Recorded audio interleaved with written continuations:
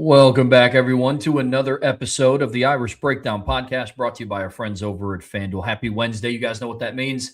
It's time for another Notre Dame football midweek rundown, and we have an absolutely loaded slate coming your way. Part one of today's show, guys, we're diving into if Notre Dame should be the preseason number one team. They've been getting a lot of attention this offseason, rightfully so. We've heard from members of the national media. We've spent a lot of time talking about Notre Dame. So we're going to be breaking down, what's kind of working in their favor for them to be the number one preseason team. Then we're going to take a step back and have an objective look at what are some of the counter arguments in Notre Dame being the number one team. Part two of today's show, we're going to be ranking the top 10 quarterbacks in college football for the 26th season. More of a projection. We're talking talent, how we see the 26th season playing out. That's going to be a fun discussion. We've also been getting a lot of questions about first-time coaches. I know our guy Tyler likes to get in a lot of super chats about, coaches and first-year coaches. So we wanted to pay a little homage to that, wanted to talk some college football topics today. So in part three of today's show, we're going to be ranking the first-year impact for college football head coaches, which would be fun. And we're going to wrap everything up by continuing our opponent preview series. Up next, the Stanford Cardinal. So, Brian, a lot of topics to cover today, man. It is. It's going to be a fun show, Trev. I'm very much looking forward to this. This kind of fits in line with what our midweek rundown is about. It's more newsworthy stuff. It's more, college football discussion. And so it's going to be fun because when you really sit down and think about it, man, there's a lot of first-year coaches this year. And there's a lot of when we refer to first-year coaches, we're talking about at a new school. It's not just coaches who've never been head coaches before because that would be a very short conversation. It's first year at a school.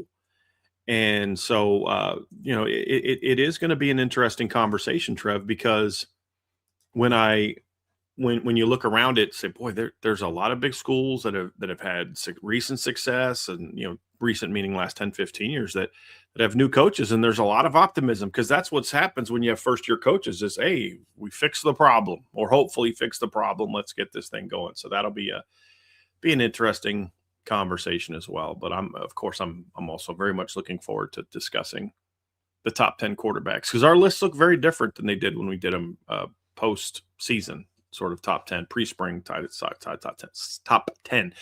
But Trev, obviously we're going to kick things off. Look, there's a lot of buzz going around the country about Notre Dame, and it is a strange dynamic, as you and I have talked about. There's not a lot of individual players getting love. I saw some absurd thing today from On3 from the Pickle that had the best quarterback receiver duos and his top receiver for Notre Dame is Mylan Graham. Now, while that could happen, it's like, are we just going to continue to pretend that Jordan Faison and Jaden Greathouse haven't balled out at times in the past and they aren't the last the two leading pass catchers the last 2 years? And there's just this disrespect still that's happening with individual players at Notre Dame. But the team as a whole is getting a lot of love. And I saw Greg McElroy last week did a show, should Notre Dame be the preseason number one? Bill Connelly predicted Notre Dame to win the national championship. Bill Bender. Well, I don't know that that's Bill Bender's playoff prediction. I think Bill might have had a different outcome for the title game, but that's Sporting News's. He's not the only one that it works on that prediction for that. He's just the one who has to put his name on it. But they have Notre Dame making it to the title game. I've seen other people with Notre Dame in the title game. And so, Josh Pate argued that he had a show the other day where he talked about predicting the AP top 25. He had Notre Dame number 2 behind Texas, but he said he would have Notre Dame number 1. So there's this kind of movement to say Notre Dame is going to be the number one, should be the preseason number 1 team. And I think there's a case to make for that, but I also think there's a case against it. And that's what we're going to kind of do here, Travis. We're going to kind of state the case for both of them and then dive into, what we think the preseason number 1 should be in a, or should Notre Dame be ranked number 1? We'll kind of have a vital, or a final verdict type of thing. But look, we've seen, like I said, McElroy had him 1. Joel Klatt had him 2. Bill Connelly has him, I think, 3rd in his preseason projection, but he thinks they're going to win it all. Sporting News has him in the title game. I think the 3 seed. Josh Pate says that, predicts they'll be the number 2 team in the AP. He says they should be number 1. So we're seeing a lot of it, Trev. So let's get into it. Let's state the case for why Notre Dame should be the preseason number one team, and not just preseason number one team, but then also should they be the team should they be considered the team to beat for a national championship? So it's kind of a twofold argument, because we're seeing both of those arguments be made, not by us, not by Tim O'Malley, not by Tim Priester, not by I don't know any other Notre Dame people, but we're not saying that like we're just having this, Pete Sampson's not writing articles for The Athletic about Notre Dame should be preseason number one and national championship favorites. It's not even the Notre Dame media that we're talking about here. We're talking about nationally. This is starting to gain steam. And so let's talk about it, Trev. What's the number one case is, number one, I would say, factor working Notre Dame's favor? It goes back to what Bill Connolly said. Notre Dame is the number one ranked team in the country when it comes to returning production in 2026. Without a doubt, we could talk all the time about what a team loses, and we pay a lot of attention. Well, the counter to what a lot of people say about Notre Dame is they lost this guy, and this guy. It's like, well, Bill Connolly went out of his way to go and talk about what they returned.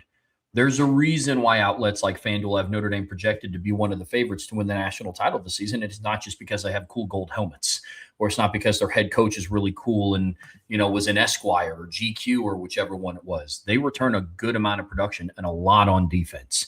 When we talk about Notre Dame having the deepest linebacking core in the country, that's not lip service because we really love Drake Bowen. They returned their starting middle linebacker. They returned Jaden Osbury, who had 10 starts last year at will. They also returned Kingston and Jalen Sneed and Madden Faremo. And, you look at what they returned in the secondary, the portal additions they brought in on the defensive line. And then obviously in the trenches where it matters on the offensive side of the ball, they returned Anthony Knapp, Gerby Lambert, Ashton Craig's back from injury. Sullivan Absher started the last 5 games. So the list goes on and on and on about what all they bring back. But I think to some people, when they hear returning production, like how do they have the most returning production? They lost Love and Price and Fields and Raritan. And you have to look at both sides of the coin when you evaluate teams. And Notre Dame returns a lot of its production. Mm-hmm. They do. Yes, Jeremiah Love and Jadarian Price are big losses, and they don't have a ton of returning production coming back from the run game, but there's a large chunk of their pass game production coming back. He also, I believe, in his ranking includes transfers, like transfer production in there as well. So that factors in also to it. But look at the NFL draft. And when you look at some of the top teams in college football, we've made this comparison before, Trev, about how the 26 Notre Dame team compares very favorably to the 24 Ohio State team. Because remember, Ohio State was coming off one of their, I don't want to say worst draft classes, because that's not the proper way to do it. Smallest, like easily their smallest draft classes. In 23, Ohio State had 6 kids drafted. And in 24, they had 4. That's it. 4 players drafted. Well, why? Because they had almost their entire roster coming back. It wasn't because the bunch of starters weren't very good and they weren't getting picked. It's like they had everybody coming back. You look at Notre Dame this past year, Trev, and you look at the NFL draft, and Notre Dame had 6 guys picked, and honestly, one of them was a surprise with Gabriel Rubio. I'm glad he did, but, with the injury history, and, you had 2 in the first, 2 in the third, a 5th, and a 6th, and that's it. Why? Is it because Notre Dame had a bunch of starters leaving that didn't get drafted? No, not really. They had a couple, but it's because most of their roster comes back, not just starters, but also depth. There's a lot of backups coming back that produced a lot. Look, not only did they return Bronte Johnson and Don Schuler, who combined for, I think it's like 5 picks, like 9 breakups, I think last year or something like that. And they also returned Luke Talich, who had 3 picks and 3 breakups last season. So those things all factor in. Plus you bring in DJ McKinney, who was productive, and Francis Brew and guys like that. So you talk about what your football team has when you look at a talented team that finished last year as hot as anybody in the country. And that kind of goes into, sort of I think some of the vibe about Notre Dame is they look at how dominant they were down the stretch. And then a lot of that comes back outside of the running back room. And you're like,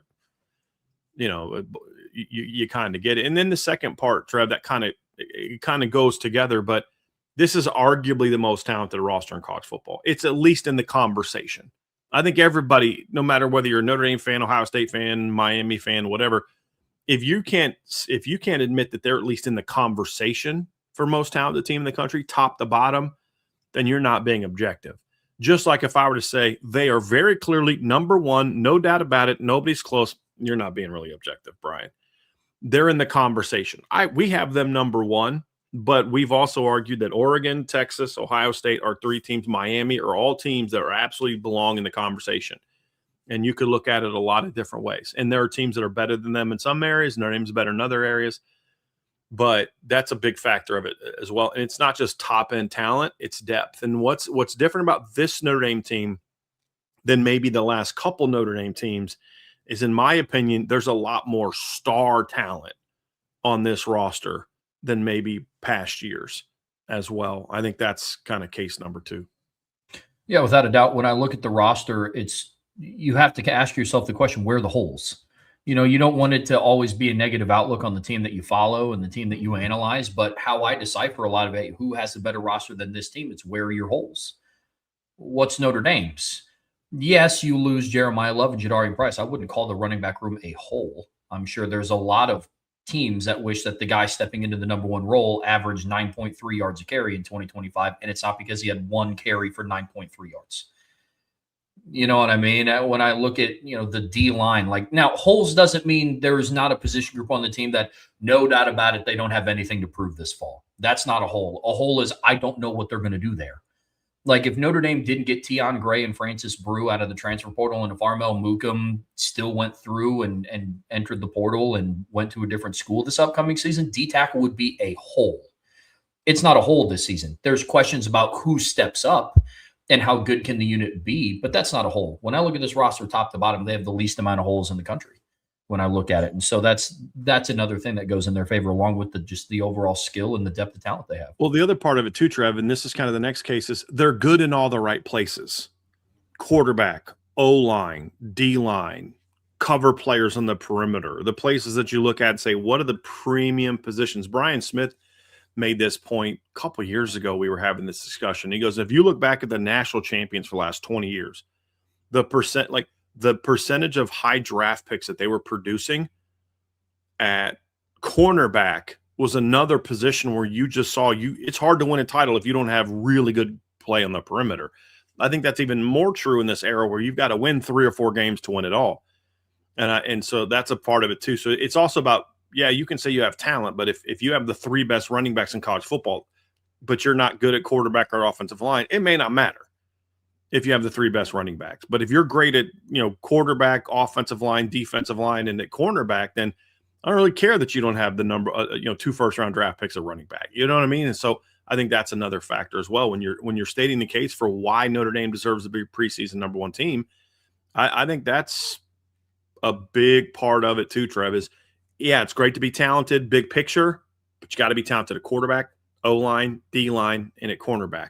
And Notre Dame is strong there. And honestly, 2 to 3 of those positions have been struggles for Notre Dame and some of their best teams. Like the 18 team had 3 of them, 2.5 of them, but not the 4th, not for championship level. I think you could debate if their offensive line was good enough. Ian Book wasn't good enough against the best of the best. Ian was a really good quarterback in Notre Dame, but he wasn't in that same category as like the top guys. You look at the 2012 team, great D-line, O-line was pretty good, cornerback was average, quarterback was a game manager that wasn't asked to do a whole lot. The 2020 team, O-line, yes, D-line was good, but it wasn't as good as the 2 previous years. Quarterback, same issue, and cornerback was a major problem. You weren't nearly good enough there. And then that's kind of been the theme. 24. Quarterback, yeah. Cornerback, yeah. O-line, no. D-line, by the time you got to the last round, no. And those are all things you look at and say they just haven't had all of it together this year. Barring dramatic injuries, this is their best shot to be strong at all 4 of those positions.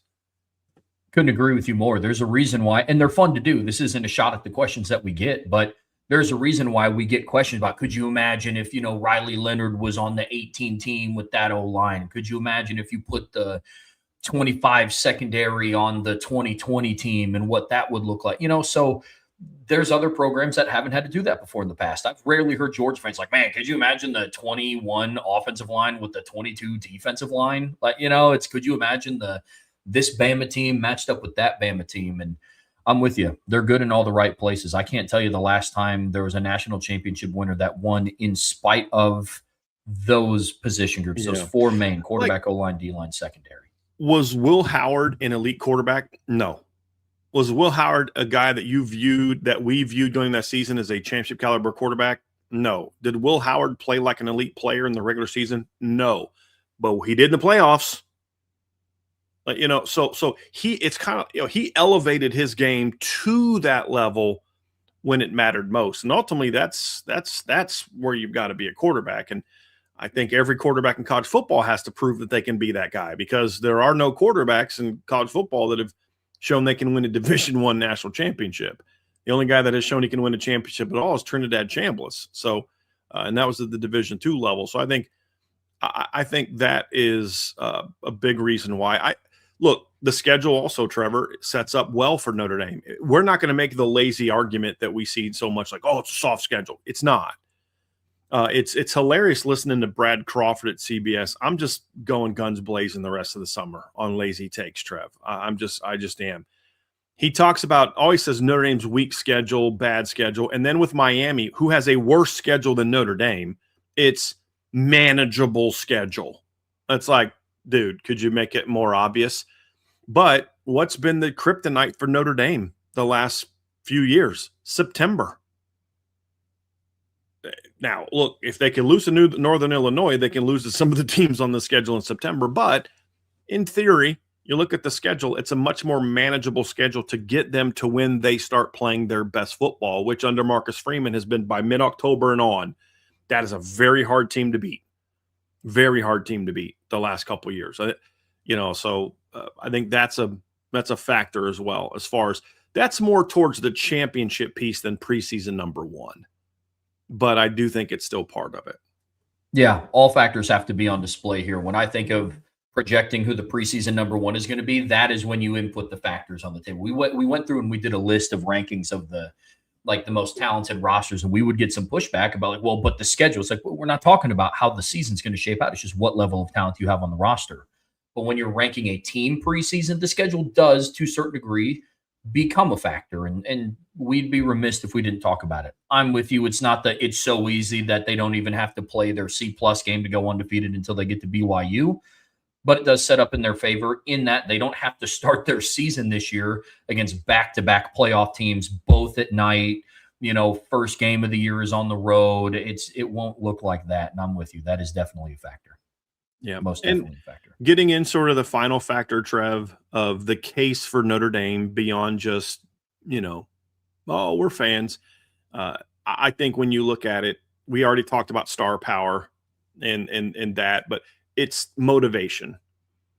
I think everybody recognizes that this is a little extra motivated team.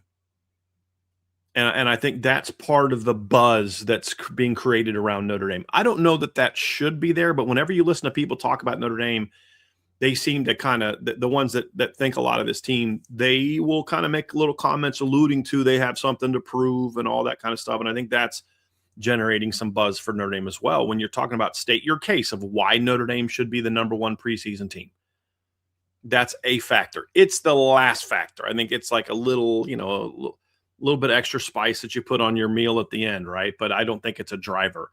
But I think that's something that you're seeing people refer to, like this is a ticked off team. And when you talk about the fact that they've got so much coming back, they have such a talented team.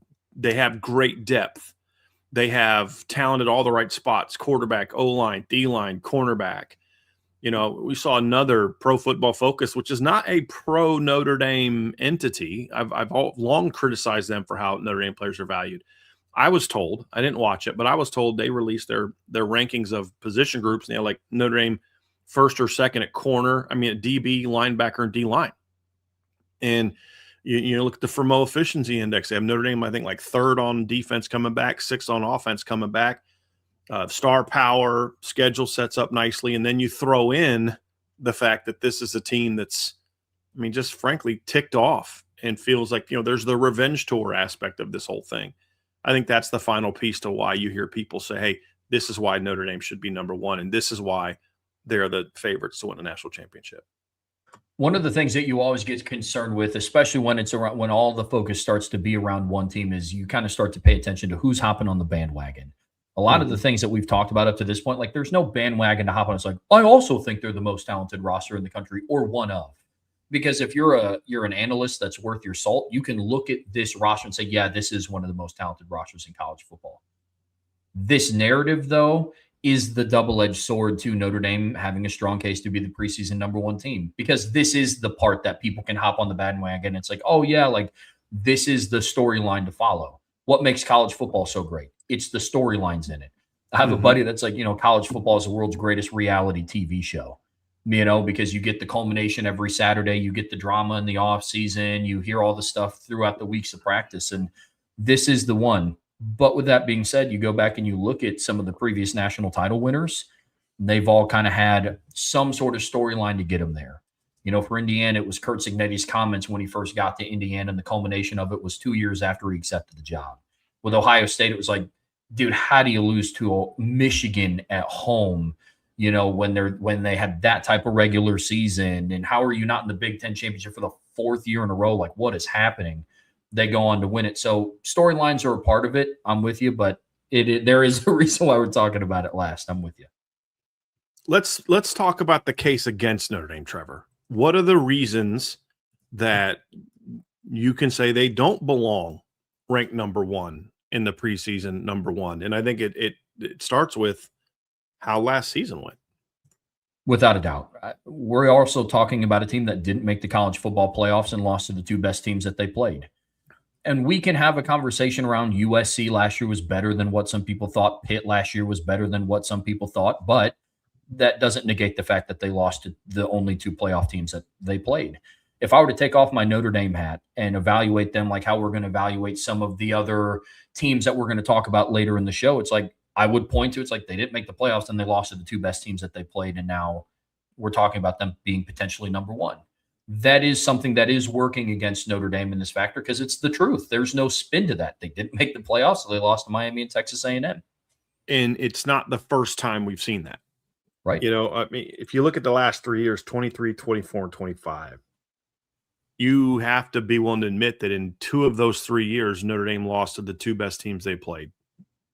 I don't think USC was one of the two best teams they played in 2023. I think it was Louisville and Ohio State. Now, they played Ohio State tough. They still lost at home and then got smacked by Louisville. In 2022, you lost to the best team you played, but I think you beat the second best team you played. But in 3 of the 4 years under Marcus Freeman, they've lost to the best team they've played in the regular season. And so when you look at that, Trev, 24 is the anomaly. Yeah. That's the year that okay.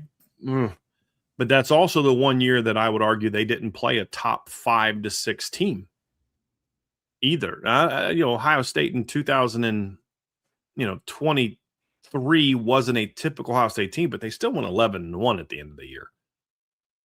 But so, like, look, you want to be the number one ranked team, you got to have more than a 1-year track record of beating the best teams on your schedule. I think that's fair to say.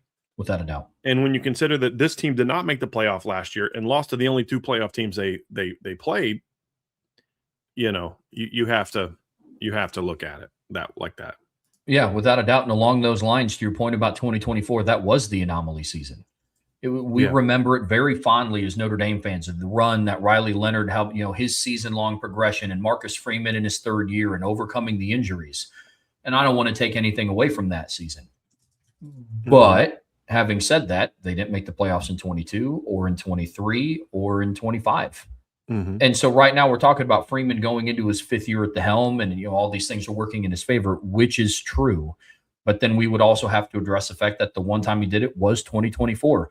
Last year, I talked about how important and how vital it was to Notre Dame making the playoffs in 2025, because I have not seen Notre Dame have back-to-back successful seasons like that since 05 and 06. when they went to the Fiesta Bowl and then the Sugar Bowl. Mm-hmm. Outside of that, it was, you play for the national championship and then the Motor City Bowl. And then you play for the Fiesta Bowl and then you're not bowl eligible. And then you play for the college football playoffs in 2018, and then you're in the Camping World Bowl in 2019. So that's why it was such a big season. And right now, going into 26, 24 was the anomaly year. Yeah.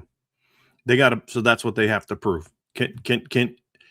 Are you truly capable of doing everything that you need to do to win it all? And I think until you prove that, I have a tough case to, it's a tough case to make for you to be number one. Now, the evidence we talked about before is strong as well.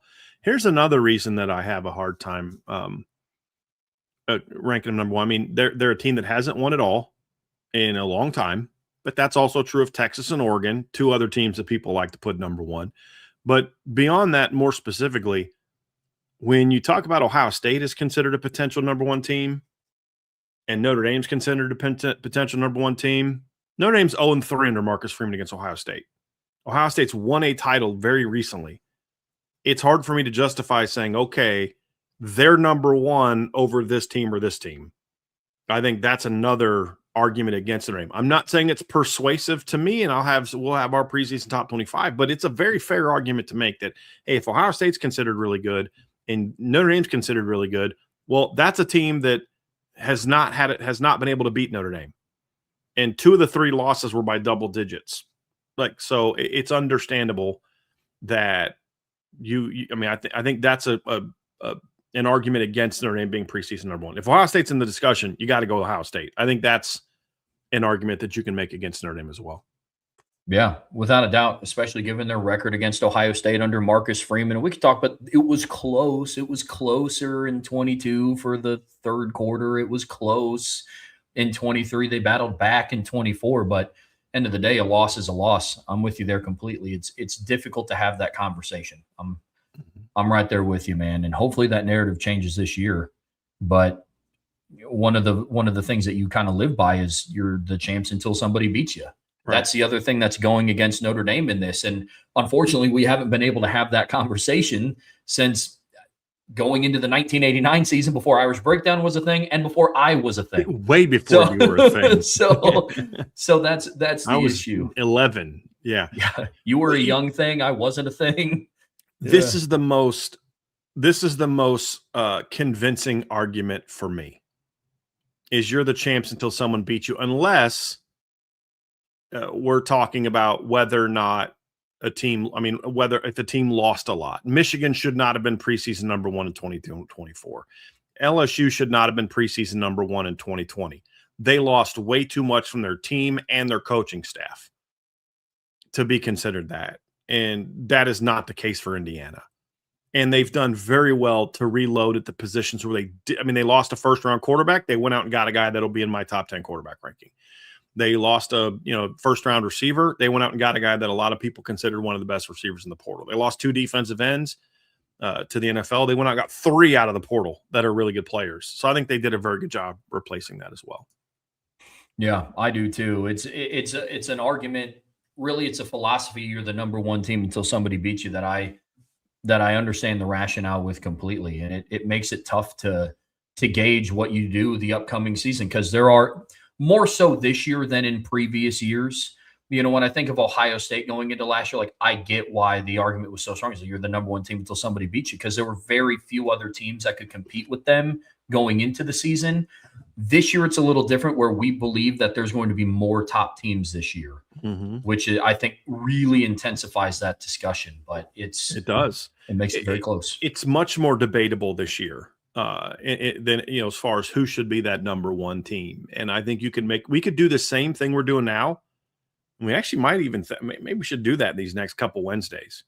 Make the case for Ohio State and Oregon and Texas and Indiana and Miami and other teams about who the number one team should be. What's the case for this? And I think there's a very good pro and a very good con for all these teams, including Indiana. But at the end of the day, one of the knocks against Notre Dame and Ohio State and Oregon and Texas is you're the champs until somebody beats you. Now, the one counter that Notre Dame can make that Ohio State cannot, that Miami cannot, that Oregon cannot, is, hey, we beat this Indiana team the last time we played them. We're the reason they didn't win it in 2024. I mean, again, would they have won it if they'd have beaten Notre Dame? No. But that's kind of, Oh, without a doubt. I mean, was their chances to win it 0 if they beat Notre Dame? No. Yeah. But we know for a fact their chances were 0 if you lose to Notre Dame. You were then out of the playoffs. I'm with you completely. Brian, let's kind of give our verdict then. And we're kind of splitting this into two discussions like you talked about. One, do we believe that Notre Dame should be the preseason number 1 team? And then to follow that up, it's, do we think they're the team to beat for a championship? Yep. I'll get us kicked off. Yeah. Let's do this, Trev. Let's first make our case for, you go first, I'll go second, for should they be preseason number 1. Then let's make our case for should they be considered the top title contender. So let's do it that way. Without a doubt. Final verdict, Trevor Trowbridge. With all the things we've laid out, should Notre Dame be the preseason number 1 team? What say you, sir? Yes, they should. Thank you for coming to the Irish Breakdown podcast today. We'll be back tomorrow. No, we're not done yet, my friend. Believe me. Believe me. I do. But to your point, it is very, very, very debatable this year between the returning national champions last year, the 2 other teams that we believe have some of the most talented rosters in the country, then the Ohio State discussion. How I evaluate my preseason rankings is I go through and look at how you're poised to be this season. You have to factor in both how you did last year and what's coming down the pipe this year. When I look at how favorable Notre Dame's schedule looks, with you're basically going a month and a half into the season without having to play a projected playoff team, they can ease into the schedule. And to your point, Notre Dame starts to play its best football under Marcus Freeman in the middle of October. And their first game in the middle of October is on the road against BYU, a team fighting for a playoff spot and a team that fought for a playoff spot this past season. I love the talent on their roster. They're one of the few teams that will be in the top 10 that didn't lose their head coach, offensive coordinator, defensive coordinator, or special teams coordinator. Or quarterback. They return a lot of production on the offensive line, and they're going to have the best secondary in the country. A lot of the pieces that you need to have. So as of right now, yes, they are my preseason number 1 team. So does Notre Dame have the best roster in college football? I believe yes. Do I think that Notre Dame is the most talented team in college football? Yes. Do I think that Notre Dame deserves or should be the preseason number 1 ranked team in the country? I say no. And there's really 2 reasons for that. And it's the same reason why Texas should not be ranked number 1, and it's the same reason why Oregon should not be ranked number 1. And that is these teams have not demonstrated an ability to win a championship. Notre Dame got closest, and even though the loss was by 11 points, the reality is for much of that game, they were not competitive in that game. First drive was great. Fourth quarter was great. There was a lot of getting their butt kicked in between. Yeah. And Oregon gets to the semifinals last year, gets destroyed. The year before that, they're the number 1 seed, got destroyed in their first playoff game. Texas got to the semifinals. They were competitive, but then last year they got blown out by Georgia. When they've played a real title contender, they don't normally fare well. They lose. Sometimes it's a beatdown. Sometimes it's competitive. But they've played Georgia 3 times in the last 2 years, and only one of them was competitive. And that was a game where they blew a halftime lead to Georgia's backup quarterback. So it's hard for me to put any of those teams number 1, especially when 2 of those 3 teams didn't even make the playoff last year. To me, the number 1 ranked team needs to be a team that has big-time talent, which I believe Ohio State and Indiana do.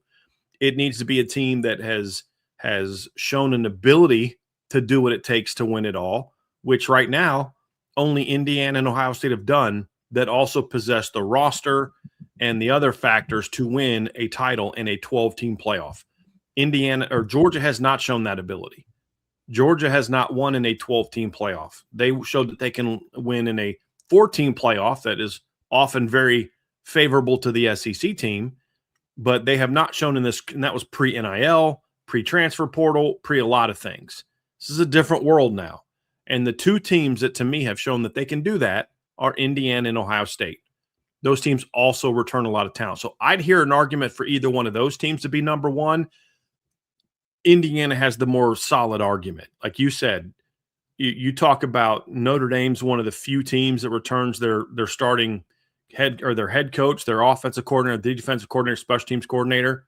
Well, the other team that can do that is Indiana, who brings, I don't know about their special teams coordinator, but I think he's back. But their OC, their DC, their O-line coach, their D-line coach, and their head coach all return. And the only difference between Notre Dame and Indiana is that Indiana doesn't return their starting quarterback. Well, guess what the Hoosiers did last year? Won a title with a first-year transfer quarterback. So that's not necessarily a ding on them. And Josh Hoover has been way more productive so far in college than what Fernando Mendoza had been at Cal. So in my view, I think Indiana is the team that has the best argument to make because, again, they're the champs until someone beats them. But it's not just that simple. They have other reasons why as well. So that's why I say, while Notre Dame belongs in the conversation, Trevor, I do not think they should be the preseason number one team. Let's talk about whether or not they should be the title contender, because preseason number one has a lot more to do with what's been than projecting who we think is going to win it all.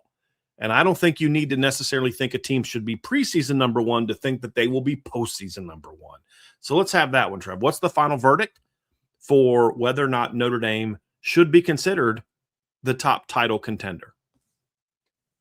I have a very interesting view on this, and so I'm going to try to explain where I'm at. And if you have questions, please feel free to cut me off and ask.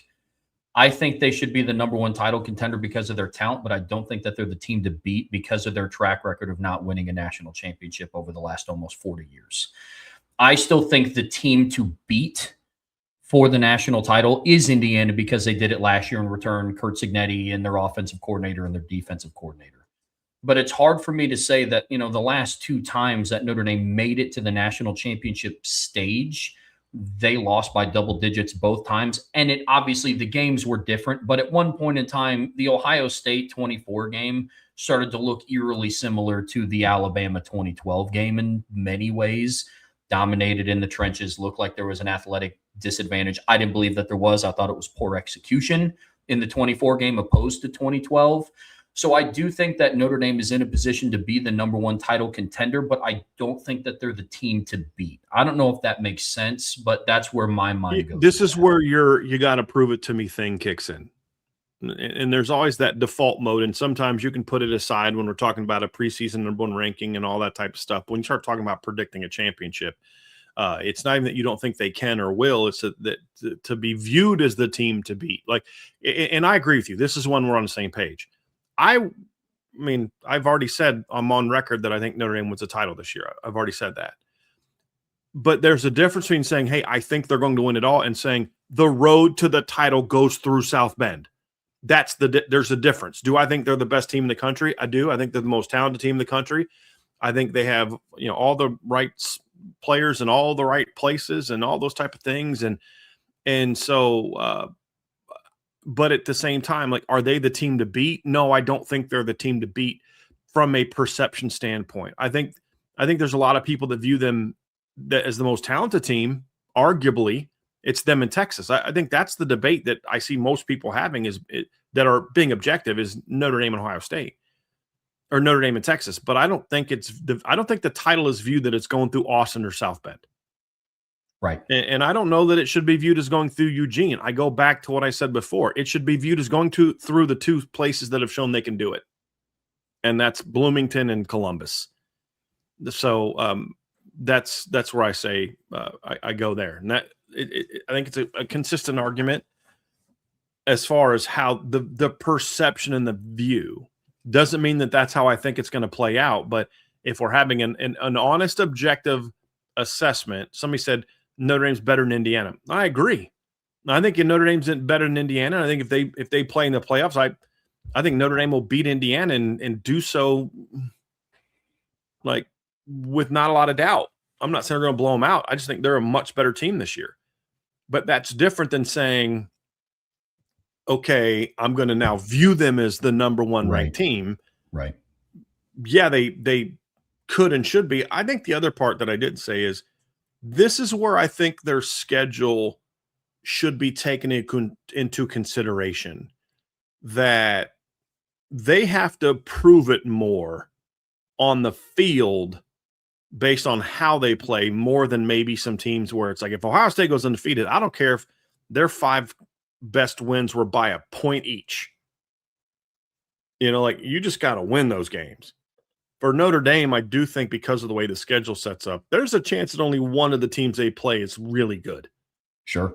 So how they play, like I need to see it a little bit. Where you put a team number 1 that doesn't play a strong schedule and then they just kind of walk through that schedule and then they're just de facto number 1. I think there is a level of they got to go prove it a little bit to me. Kind of like that Florida State 2013 schedule where it's like they played a bunch of nobodies, but they annihilated a bunch of nobodies, and then it came to fruition in the postseason. I'm with you completely. Schedule definitely plays a factor in there as well. Yep. Brian, it's time to rank our top 10 quarterbacks heading into the 2026 season here on the Irish Breakdown podcast, brought to you by our friends over at FanDuel. And when you and I were prepping for this one, we talked a lot about how we just love doing these ranking shows. It gives us an opportunity to take a dive into other teams, not just name Notre Dame, but believe me, Notre Dame will definitely be in this discussion. But we went through and we ranked our top 10 quarterbacks for this upcoming season. And it was different criteria. I know a lot of people ask what all went into this. And there's 3 kind of main overarching evaluating tools that we use when putting together these rankings. And it was a lot of fun to do, man. We walked and we talked about talent. Proven production is obviously a factor, but a big part, at least for my ranking, was projecting how the season was going to go. Because if we just did a ranking based on what they did last season, it doesn't take a rocket scientist to put that together. And it's like, okay, well, who had the best record as a starter? Who's gone out of that candidate pool? Who threw the most yards? Who had the highest completion percentage? But this was fun to put together and project how the season was going to go out. Yeah, this is probably the hardest ranking I've ever done for opposite reasons of why it's been difficult in the past. It's been difficult in the past. It was a couple of years ago we did a top 10 ranking, and you were like, dude, there aren't a lot of really great quarterbacks in college football this year. There's a guy that I have barely in the top 10 of my list that is not in the top 10 of your list that 2 years ago we both had in the top 10 and I had in the top 5. And he hasn't gotten worse. Mm-hmm. It's just it's a loaded year in college football. And when you look at what we are doing here, as Trev explained, we're predicting who will be the best 10 quarterbacks, not who should be considered that going into the season. And so when we had some conversations earlier and did this, we relied a lot more on what was. This is going to be more about what is. We'll mention what was because what was gives you some sense of what can be and what is, but it's more. This is more of a projection and a prediction. And I'll say this, Trevor, there is a lot of room for disagreement and movement in this. There's a lot of rankings we've done where like the gap between like 1 and 7 is enormous. This one is not one of those, in my opinion. And there are a lot of guys that when I put my list together, I felt gross. I'm like, how did I leave that guy out? How did I leave that guy out? And we'll discuss those things. We'll talk about the guys that we left out of our rankings as well. But it's based on talent is a factor. Like is a guy capable of being a big-time playmaker, a guy that can put a team on his shoulders and carry him to victory, or is he more of a game manager type of guy? That will create some debate with some of these guys because I have a friend of mine who is going to take one of my top quarterbacks and say that he's just a game manager. I don't know that I agree with that, but we'll have that debate. There is a thought of production here, but it's not just yards. It's not just who threw the most yards. It's a production relative to what you're being asked to do, the production that you're able to produce based on, okay, that guy only threw for 275 yards, but he did it in 2.5 quarters of a 40-point win. So there's a lot of things to factor in. And then also kind of how you produce in some of the big moments. And so there is a level of statistics to this, but then it's also, Trev, it just comes down to popping in the film and saying that guy's really good. And not from an NFL draft standpoint. This is purely about the college quarterbacks that they will be this season. That's it. This isn't a looking ahead to the NFL draft. This is who do we think the best quarterbacks in college football will be. And it's a deep year. I mean, I had close to 40 guys on my list. I mean, I was just going through of like, should that guy be considered? Should that? I mean, that's as simple as it was. And I was like, man, this list is insanely big. Where in the past is like, dude, am I going to have enough guys on this list to get to a top 15? It's when I was putting this list together, it was like the last 2 seasons that we did this, it was almost like the journey to getting to here. Because there were guys that we wanted to rank, like the CJ Carrs of the world, the Arch Mannings of the world, the Julian Sains, the Dante Moores, where it's like we can't put them in the top 10 yet. They've yet to start a game. Now we're going into the second year of Sain, the second year of Carr, the second year of Moore, technically third, but second at Oregon, the second full year of Arch Manning. And so that's what makes me excited about this list. I'm the same way. I have 32 quarterbacks left on the document that I wrote out, and that was after I deleted some names. There are so many quarterbacks to keep your eye on, to continue watching, and man, I'm with you. It's going to be a very, very fun list. Now, to give you guys a window into how we're going to break this down, we're going to work 10 to 6. I'm going to read off my 10 to 6. Then I believe Brian's going to read off his 10 to 6, and then we'll have a discussion about those bottom 5, and then we'll get into our top 5s, format it the same way. So real quick, Trev, I am just kind of zooming them to fit because I had to close that out here real quick. But no worries. Explain what we'll do after that as well, because we're not just going to give our 10 and stop the conversation. We're going to have some fun talk about that. And then we would also love to hear your guys' top 10s as well. What we're going to do after we get done ranking the top 10 is we're going to talk about the player that's most likely to drop out of the top 10. And that doesn't necessarily mean, hint, hint, that it's because they're going to be bad. There's just a lot of players that we left off of this list that could elevate. It's the exact opposite. Yeah, you're correct, Trev. It's the opposite. It's that this kid could be everything that we think he could be, but one of these other guys that are immensely talented that we have some questions about ends up being just better. Yep. And I think that actually will happen. And I have some guys I have in mind when we get to that part of the conversation. As do I. And I think you guys will see pretty quickly when my list gets pulled up here who that guy is going to be to drop out, but don't want to spoil anything. Tristan's in there trying to start some stuff in the chat, Trev. You see that comment he just made? Yeah, Tristan I did. Trying to start some stuff. I'll plead. We would also love to hear your top 5s, or top 10s. Jay Melvin just put his top 10 in. Really appreciate that, my dude. But yeah, Trev, that's it's going to be fun. And then, who do we think has the best chance to make a jump? Who are some of the hardest guys to leave out? Things along those lines. So it's going to be fun.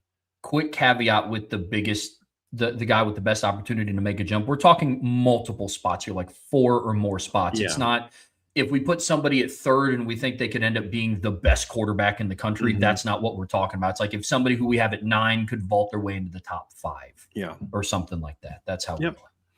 So I'm ready to roll, Trev. We're going to get you started with your 10 through 6. Again, we're just going to list our 5 at a time, and then we'll have some conversation about it. And it'll be a lot more fun. We'll ask each other some questions and stuff like that as well. I know Trev's going to ask me why there's a guy that's not on my list that's on his list in 6 to 10. But let's jump into it, Trev, and we'll kick it off with your 6 through 10.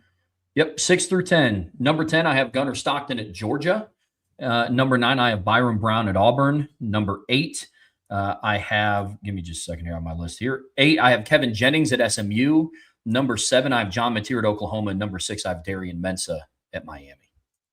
It's a great list, Trev. Here's my top 10. I have Drew Mestemaker at number 10 from Oklahoma State. I have Josh Hoover at number 9 from Indiana. I have Damon Williams from Washington at number 8. I have Darian Mensah number 7. I was very back and forth between him from 7 to 5. And then number 6 for me is Byron Brown from Auburn. And see, 1, 2, 3, 4 of those 5 are transfer quarterbacks. That was the first thing that kind of popped out to me, Trev, is there's a much heavier transfer portal emphasis at the back of our top 10 than there is the top of our top 10. Yeah. The portal quarterbacks are going to make their presence known. I have some spread throughout my list. 4 of your 5 of your 10 to 6 are transfer portal guys. Some names are consistent between our list. We both have Darian Mensah in here. We both have Byron Brown in here. I'll be talking much more about Mestemaker, Hoover, and Williams once we kind of get done with these rankings. But there is one thing I wanted to ask you, which we talked a little bit about before the show started, but I know how high you've been on John Mateer, Oklahoma's quarterback, and you're one of the people that believe that Oklahoma's due for a bounce back season. Yeah. What all kind of went into him being left off your 10 to 6? It was very difficult. A lot of it came down to he has such a big jump to go from being what he was last year to being in the top 10. I have some question marks about his hand still. I've heard some things about how his hand is still still something he's having to adjust throwing because of the hand. So I think that's really what it comes down to for me, Trev, is there's still some question marks for me just about just his health and where's he going to be. And then where he was, yes, if you take his first 4 games and project over the course of 12 games, he was a much better player pre-injury. But because that hand thing is still something I hear people talking about, that is what kind of knocked him off of my list. I think his impact at Oklahoma will be the same, but here's the other part of it too for me for John Mateer. I don't know that John Mateer is going to produce the way you need to produce to be a top 10 quarterback. He is more Riley Leonard than I think he is Dante Moore, CJ Carr, where he's just a gamer, where he may go 15 of 32 for 165 yards and a touchdown and a pick, but he adds 85 yards rushing and 2 touchdowns. He'll miss 3 throws in a row and then just throw an absolute great throw. The Notre Dame quarterback that might be the most is like Malik. If you don't like the Riley comparison, maybe Malik's comparison, where Malik could go 7 of 18 against Virginia, but the 7 throws he hits were bombs. I mean, in big plays, he's making plays with his legs, and it's not always sexy, but it gets the job done and he wins. That's how Riley was as well. And so that's why I think those are the reasons that I left John Mateer out. It doesn't change my view of how he's going to impact Oklahoma at all. But that's why it has it. Trev, you and I had 3 different quarterbacks on the list. You're going full in. You've been kind of talking yourself into this all summer with Kevin Jennings. Talk to me about why you have Kevin Jennings in your top 10. It was for the fact that he started to show signs of a turnaround, putting that Penn State game behind him. I like the way that SMU schedule shapes up. I think they have a lot of young, underrated talent in SMU's wide receiver core between Yannick Smith and Ymir Knight and Jalen Cooper. So production-wise, I think he's going to be completely fine. I'm hoping now that going into year 3 that he's a year older. We talked about what he needs to do to become a more effective quarterback. I think he's going to resort a little bit more back to how he was in 2024 with his legs this upcoming season. Some of that might be out of necessity. Others, it might just be to make him a more complete quarterback. But I really like how Kevin Jennings is shaping up. Numbers I think he's going to put up. But after the first 5 games of the regular season, when I go back and watch what he did on film, he started to put the ghosts of that really, really bad Penn State game behind him. And I'm kind of banking on, okay, well, the 24 season ended poorly, and that kind of was his introduction to the 25 season. He ended 25 on a higher note. So I'm projecting that it's going to then lead into 26 a little bit. So that's where I was at with Kevin Jennings. My issue with him is he still has to prove to me that he's not going to choke in a big game. Sure. Like now I know he played well against Miami, but then I watched him maybe not make some big throws that he needed to make in some other situations as well. So that was the thing that really kept me off of Kevin Jennings. And the other thing that he needs to do is show that he's willing to run the football more effectively. You take that part away from his game. Here's one that I know somebody in the chat asked me. There's no Gunnar Stockton on my list. And that was not an easy thing to do. I like Gunnar. I've defended Gunnar. It just comes down to this, Trev. I don't think his production is such that he warrants being on this list. And yes, he's a good run throw quarterback, but is he more dynamic than Damon Williams or Byron Brown? I don't think that he is. And I don't love the system he plays in. But also the other thing about Gunnar is more of John Mateer in the argument that I just made than he is Dante Moore, CJ Carr, guys like that have more of that takeover game ability. Gunnar's just that gritty kind of winner. It's not going to be pretty. He's just going to do what he needs to do to help you win games. But my problem is we've seen in the biggest games, that's been a problem for Gunnar. He just can't put the team on his shoulders the way he needs to. We saw that against Bama in the regular season. We saw that against Ole Miss in the postseason where, they didn't lose because of Gunnar, but he just wasn't able to elevate the team. There was a difference between what he was doing and what Trinidad Chambliss was doing. You could just watch the game and be like, one of these is not quite what the other one is. But the other reason Gunnar's not on my list, Travis, it's just because it's such a loaded year quarterback. He's not even my next guy off I mean, that's how loaded it is at quarterback. And I just think when I look at it and I project what's going to happen this year, I can't have Gunner in my top 10. He's a winner, but I just can't have my top 10. Trev, what's your reasoning for not having Josh Hoover? Because you don't have Josh Hoover or DeMond Williams on your top 10. What were the factors that kept them off of your list? Yeah, so for Josh Hoover, it was tough. I love his production coming into IU. This is the third year in a row that Indiana has taken a portal quarterback. When I was going and evaluating what he was going to be in this system under Mike Shanahan, because I think he's going to be very productive. In 24, they took Curtis Rourke, who was fine. And then they brought in Fernando Mendoza, who won the Heisman. Where does Josh Hoover fall on that scale? Because I don't think Josh Hoover is going to win the Heisman Trophy, but I also think he's going to be better than Curtis Rourke. For me, a lot of it was the like how unsure I was about he's a little bit. I hesitate to use the word turnover prone because he's more of a gunslinger as opposed to what Fernando Mendoza was. But his gunslinger does lead to him making more bad throws and trying to fit balls in that he shouldn't fit in. So I think that's a fair. I think it's a fair thing to say. Yeah, which is something that we haven't seen because I said Curtis Rourke was a very okay quarterback. He did an elite job of taking care of the football, though. Yep. You know, so then same thing with Fernando Mendoza. So how does Josh Hoover fit into that system? It was just that unknown for me. That was hard to. I get that.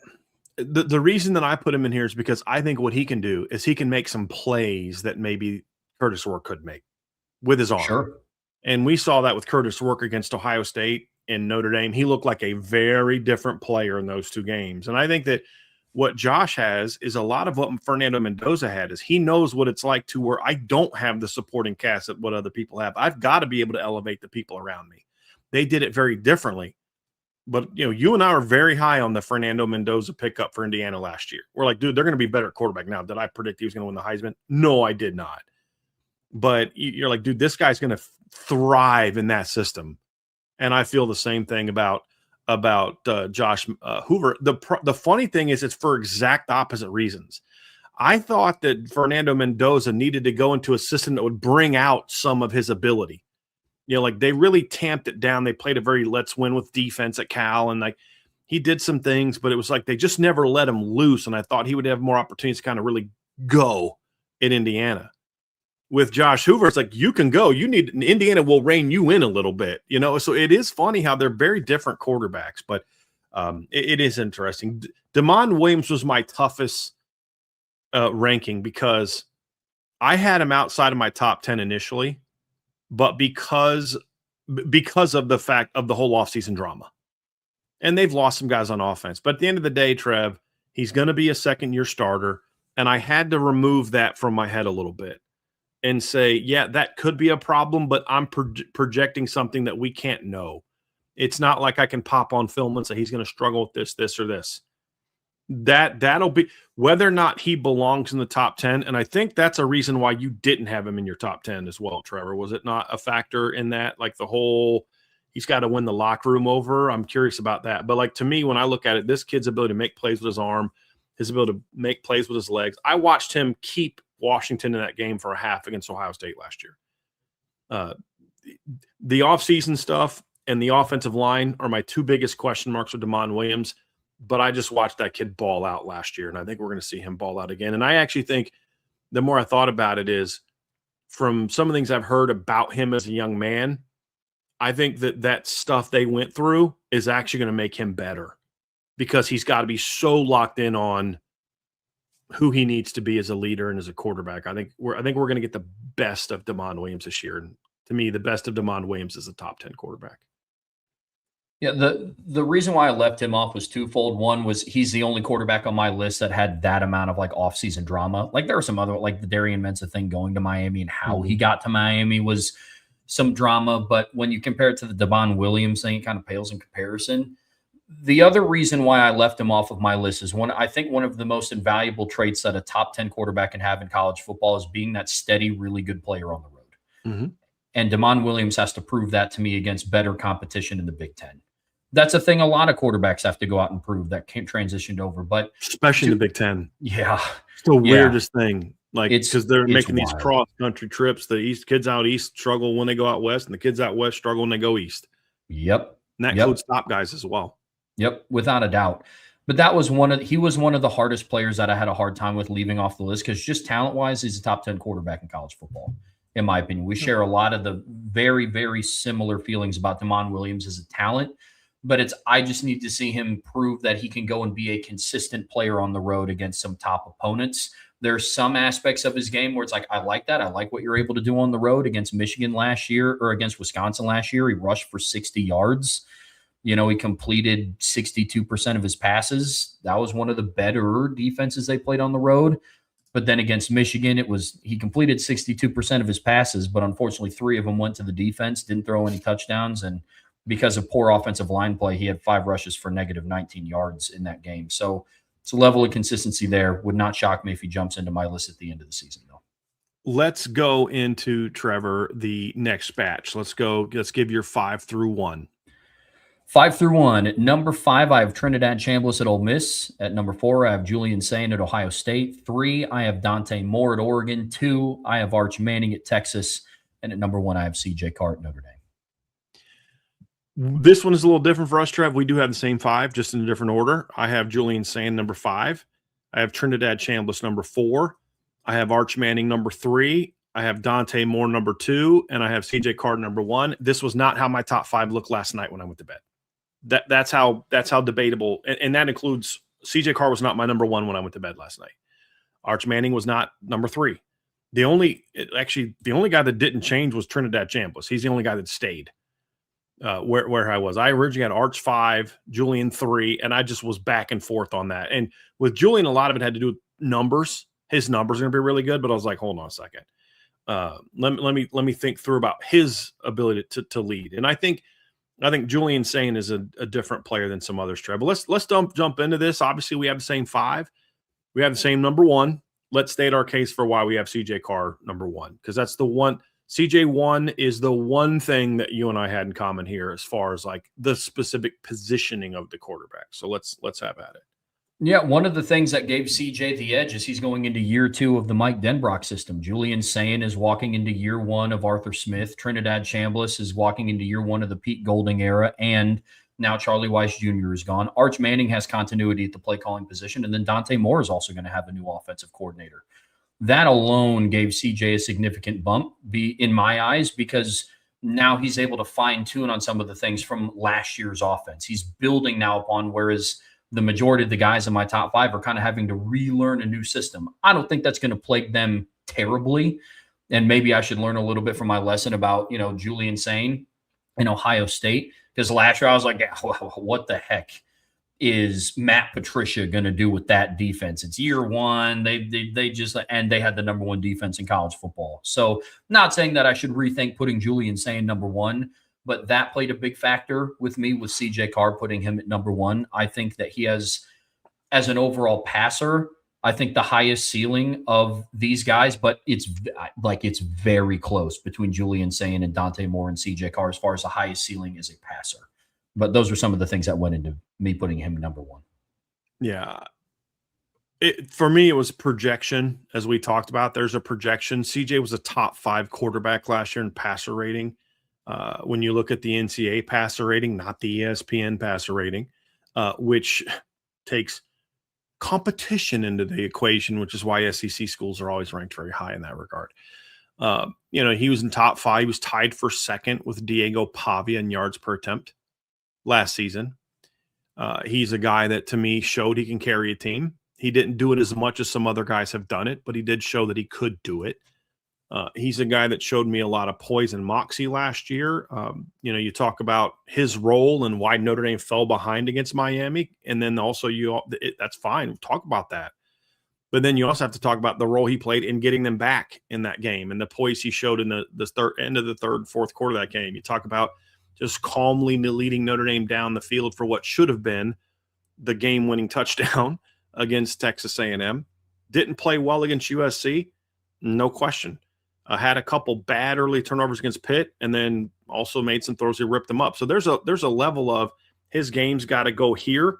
I think he's going to do it. When you look at the track record of year 2 quarterbacks under Mike Denbrock, that also played a big role. For me, Trev, is guys who are natural passers that go into year 2 of the Mike Denbrock system, it tends to work out really well. They're very productive. And even guys who, maybe didn't have some great leadership ability, but still had a lot of talent. I'm talking about Deshaun Kaiser here. Still were statistically far better in year 2 under Mike Denbrock than they were in year 1. You look at, Deshaun Kaiser in 15 passed for 2,800 yards, 21 touchdowns, 10 picks. The next year on 26 more attempts, had one less interception, 5 more touchdowns, more yards. So yards per completion went up. His rating went down because he didn't complete passes as high of a rate. That was more of the team wasn't as good type of thing, but had a better touchdown interception ratio that season as well. So there's a track record under Mike Denbrock of quarterbacks in their second season being just better. And Deshaun did that despite, losing Ronnie Stanley, losing Will Fuller, losing Chris Brown, losing Amir Carlisle, losing CJ Prosise. I mean, lost all his top weapons. And so those are all factors that I put into that and say, combined with CJ's just talent, he'll have much better pass catchers around him top to bottom than he did last year. The offensive line is set up, and honestly, the schedule sets up for him to dominate this year as well. So when we did the early pre-spring one, I put a lot into what was known, and that's why I had Dante Moore number 1, because Dante's more proven. But when you get into projecting what I think will be, that's when CJ went number 1 for me. Julian Saint's an interesting one, Trev, because at the end of the day, I think Julian is a kid that is there's a very weird conversation about him. There's people that put way too much hype on him, like he's the best quarterback in college football because he completed X percentage of his passes. Then there's this other group to me that just wants to just bang on him and act like he completed 77% of his passes and threw for over 3,600 yards and a bunch of touchdowns just because he has Jeremiah Smith. And I think that goes way too far in the other extreme. I think Julian Saint's a very talented quarterback. I just think there's a different level between him and his ability to put a team on his shoulders with either his arm or his legs and what we see from the quarterbacks in front of him. And that's really what dropped him down a little bit from where he was for me.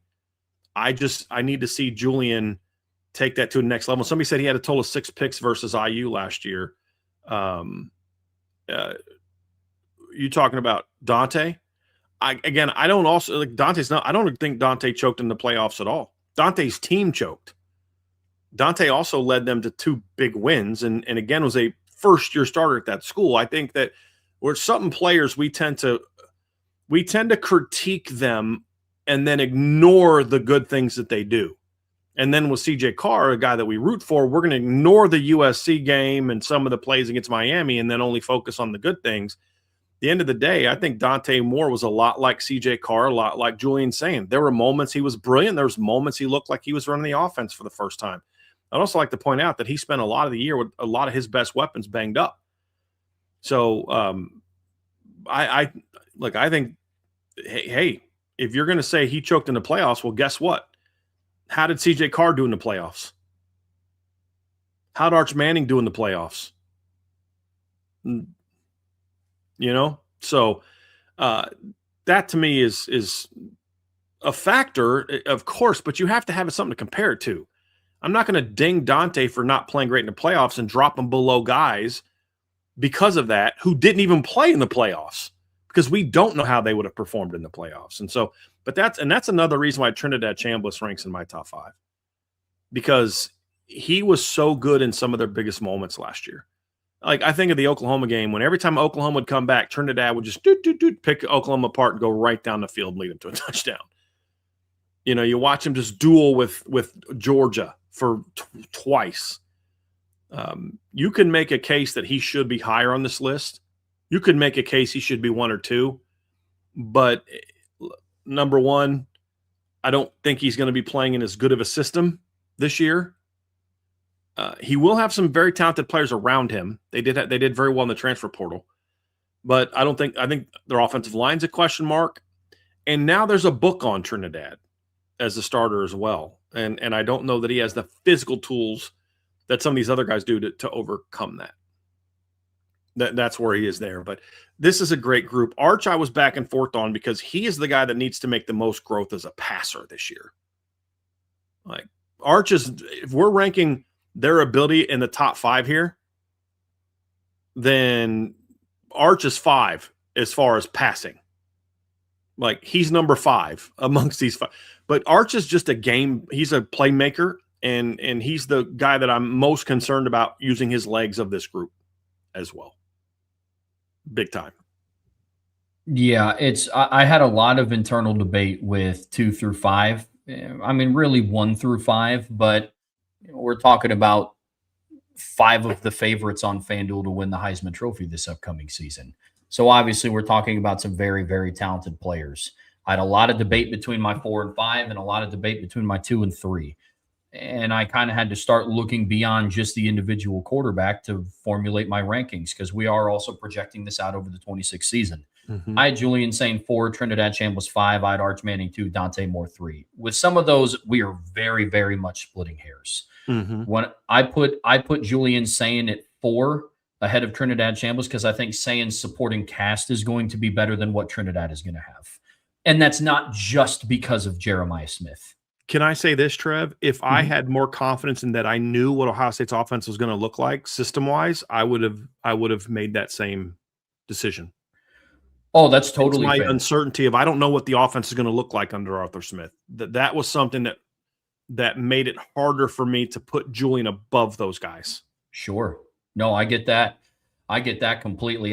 When I evaluated Julian Sain and Trinidad Chambliss, I considered that a wash, because I don't know what Arthur Smith is going to do with Julian Sain. I don't know what Trinidad Chambliss is going to do without Charlie Weiss Jr. Mm-hmm. So I for this ranking, I considered it a wash. And it's like, okay, what is Julian Sain going to have around him? He's going to have one of the better offensive lines in the Big Ten. He's going to have Jeremiah Smith with him. I know Chris Henry Jr. has not done a whole lot at that level. Well, he hasn't done anything at that level because he's an incoming freshman. But if he doesn't come in and make an impact as a true freshman at a wide receiver, that's going to be the first true freshman 5-star Ohio State wide receiver that hasn't made some sort of impact as a freshman in a very long time. Well, since Quincy Porter last year. True. Because he was sitting behind Jeremiah Smith. Right. Yeah. Right. And so I looked at that. Running back, I would give skill set wise the edge to Kwan Lacey, but I like the running back, or I like the offensive line at Ohio State better. But again, it was very much splitting hairs. That's a part of Ohio State's offense that I don't think people are considering. I think this is going to be their best offensive line in several years. It's not going to be great. I told a buddy last night, it reminds me a lot of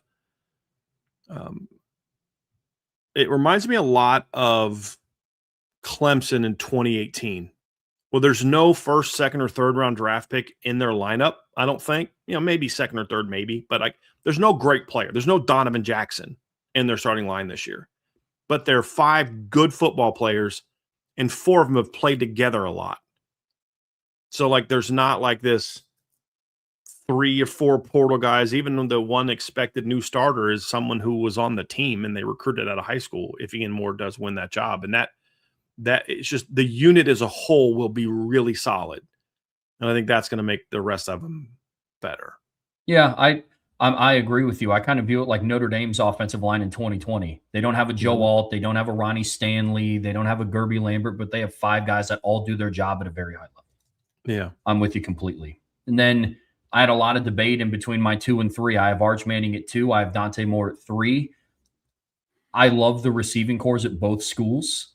I think Texas's receiving core I have more confidence in at this point than what I do Oregon's. I think the ceiling for Texas's wide receiver room is higher.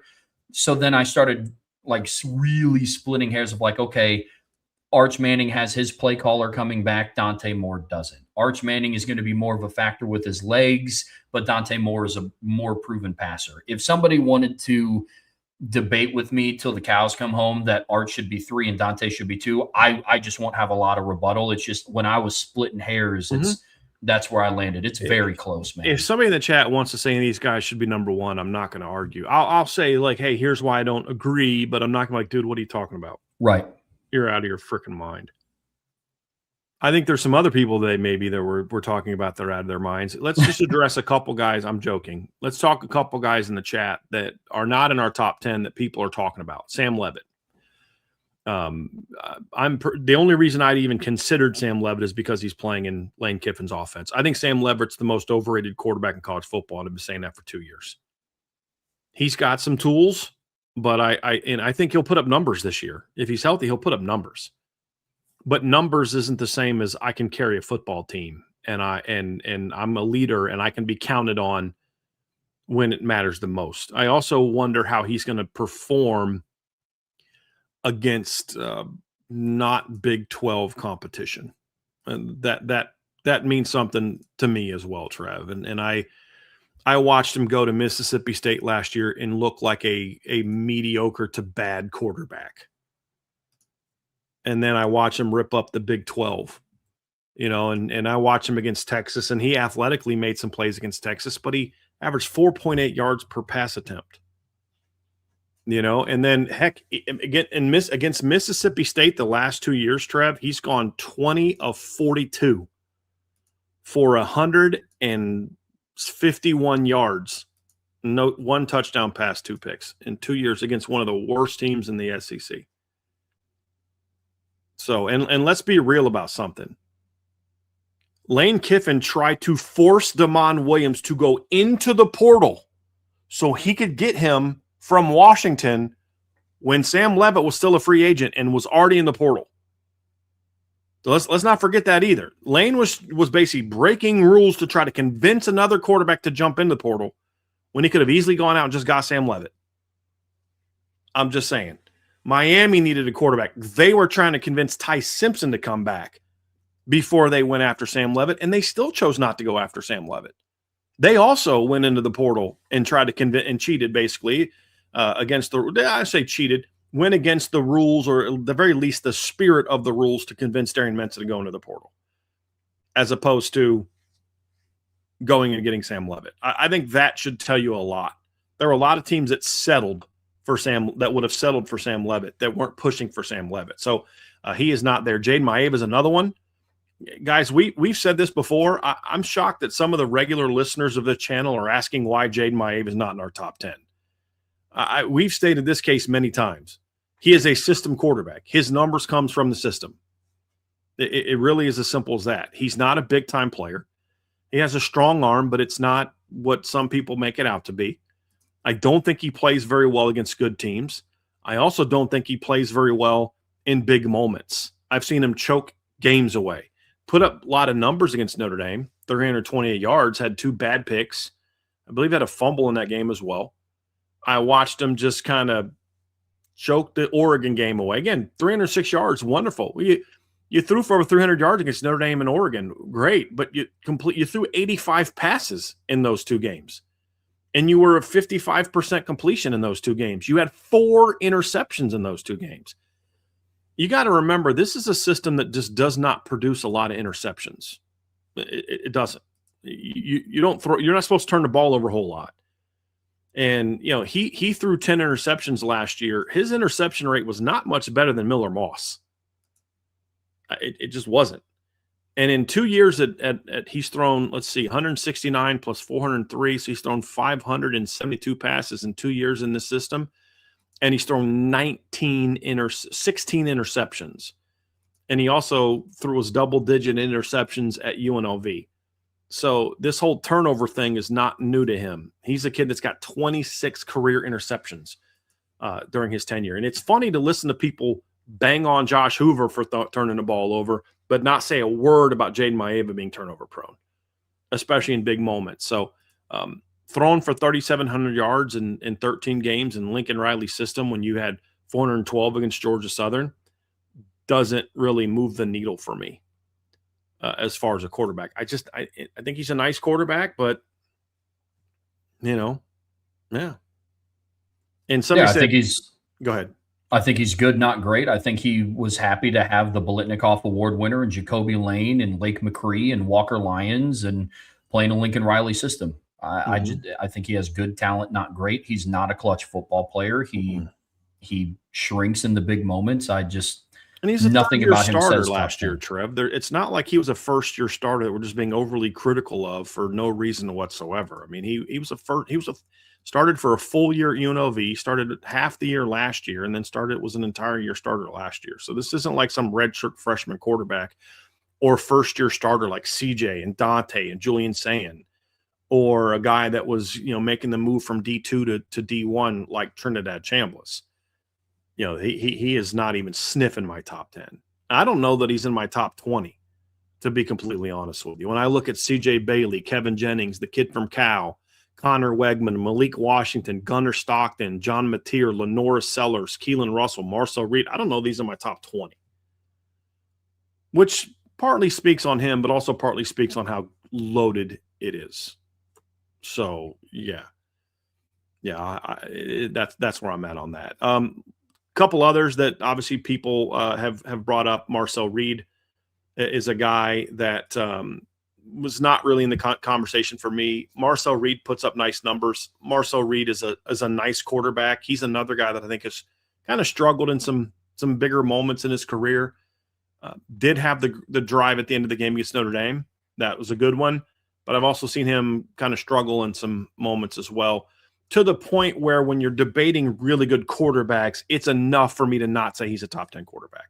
But I think he's a nice quarterback. I do.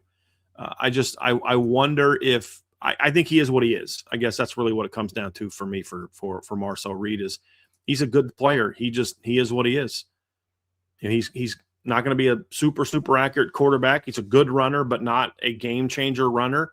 He turns the ball over too much. And those are things that really factor into it. In his last 6 games, he had four of his last 6 games, he threw 2 or more picks. And, they were against teams that just weren't very good. That's why they won the first couple. But he did a great job of leading them back against South Carolina, but he was kind of part of the reason that they were losing early on to South Carolina. But he's a good quarterback. It's just in a year like this, he's just not sniffing the top 10 because of just how good the rest of the players are. It's not even that I'm down on him. I think he's a nice player. But he's another one that I'm seeing a lot of. Why not this guy? So let's get into some others, Trevor. Let's get into some of our other aspects of this we want to discuss. I'll let you kick things off. Yeah. So when you go back and you look at your list, Brian, when you think about a player that you believe is most likely to drop out of your top 10, who is that guy for you? So there's 2. There's one guy that is, like when you look at the top 10, Trev, there's obviously the guys at the bottom of the top 10, like number 10, number 9. I don't want to go with those guys because that's a little too easy. That's a little too okay, Drew Mestemaker's a good player, but Malik Washington's supporting cast is better. That's why I didn't have Malik in my top 10. Is because I look at the supporting cast and I worry about the supporting cast and will that bring him down? That was why Malik was not in my top 10. Same thing with CJ Bailey. But if those 2 guys are what we think they can be, and they jump into the top 10, that doesn't mean that I think Drew Mestemaker and Josh Hoover weren't really, really good. This is more of in lines for guys that I think could struggle and not be what we think they're going to be in fallout. And there's a guy from my 6 to 10, and then there is one from my 1 to 5 that I want to talk about briefly. The one in my top 10, beyond just the guys could get passed up because other people are better, is Byron Brown. There's a lot of projection with Byron Brown going from the level he played at to playing in the SEC against a tough schedule. He's not a natural thrower. I worry about how that's going to go. I think he's going to be fine, just having watched him against Florida and even to a degree Miami last year. He battled his tail off. He belonged on the field in those 2 games, and he was much better against Florida than he was against Miami. But it wasn't in Miami. It wasn't like, boy, this guy just isn't good enough against a team like Miami. This is this guy has no help, and his offensive line is getting annihilated by the Miami front. I look at him and say, but that transition concerns me, and the talent around him could be a potential downfall. I think it's going to be good, but that's a projection. If the talent around him isn't as good as I think it's going to be, I could see Byron Brown falling to the bottom of the top 10, if not out. My guy in the top 5 is Trinidad Chambliss. And I know he's in your ranking as well, Trev. I'll let you kind of explain it because we have the same reasoning why he could fall out. Yeah, as an individual talent, Trinidad Chambliss is one of the most talented quarterbacks on this list. but there are some who are willing to overlook all of the moving pieces that are going on with Ole Miss and are just willing to rely on, yeah, but he's a very talented guy. It's like, okay, well, CJ Bailey's a very talented guy, but Mhm.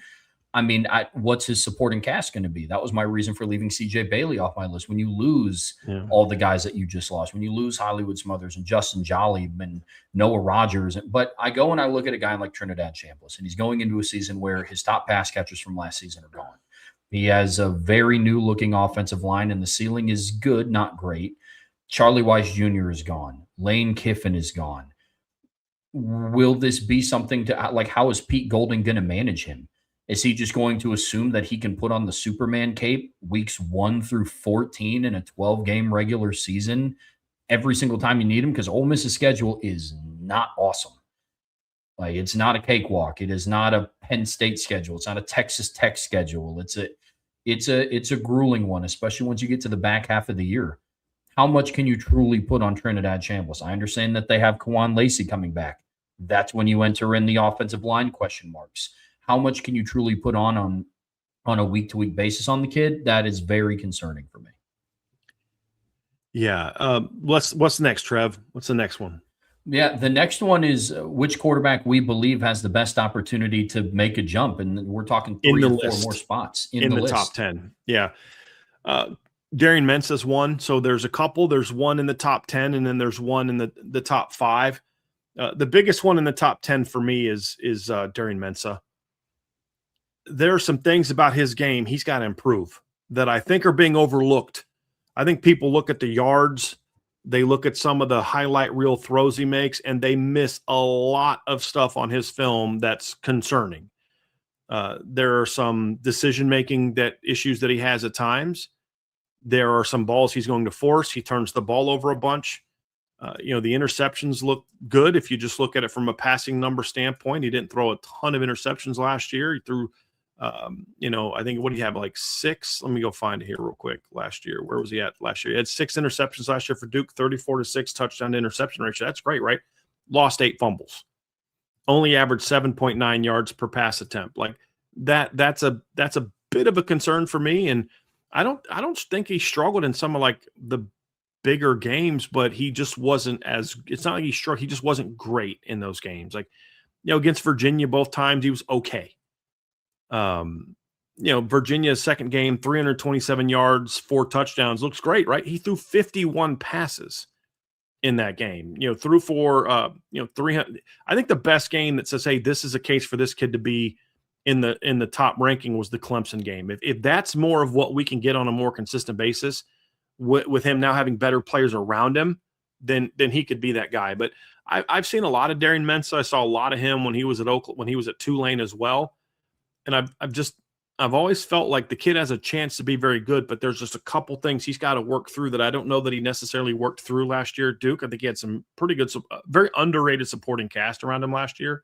Their offense was actually pretty good last year. Their defense was their problem. He's going to have to clean some of those things up to be in a ranking where some people think he can be. But if he does clean those things up, Trev, I think he could jump up in the top 3 or 4 of this list. And so I have him at 7.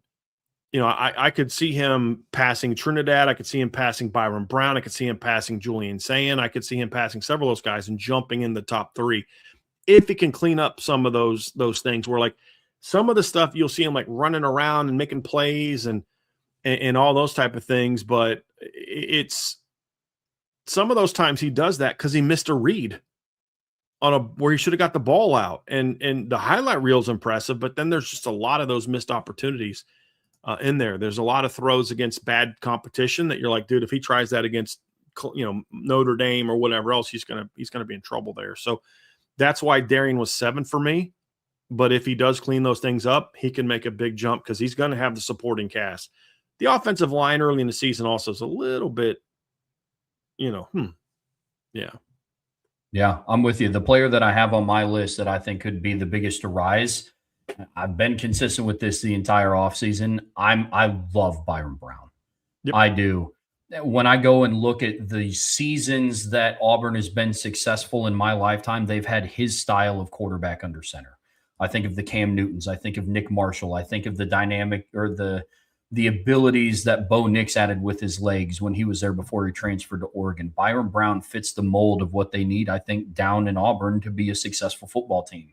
The reason why he was number 9 on my list is for some of the reasons that Brian listed off. He's making a jump from the G5 to the P4. He's one of the most electric players that I watched last season. It's just nobody cared because he was at USF. Yeah. Unfortunately. But that style doesn't always translate, Exactly. Yeah.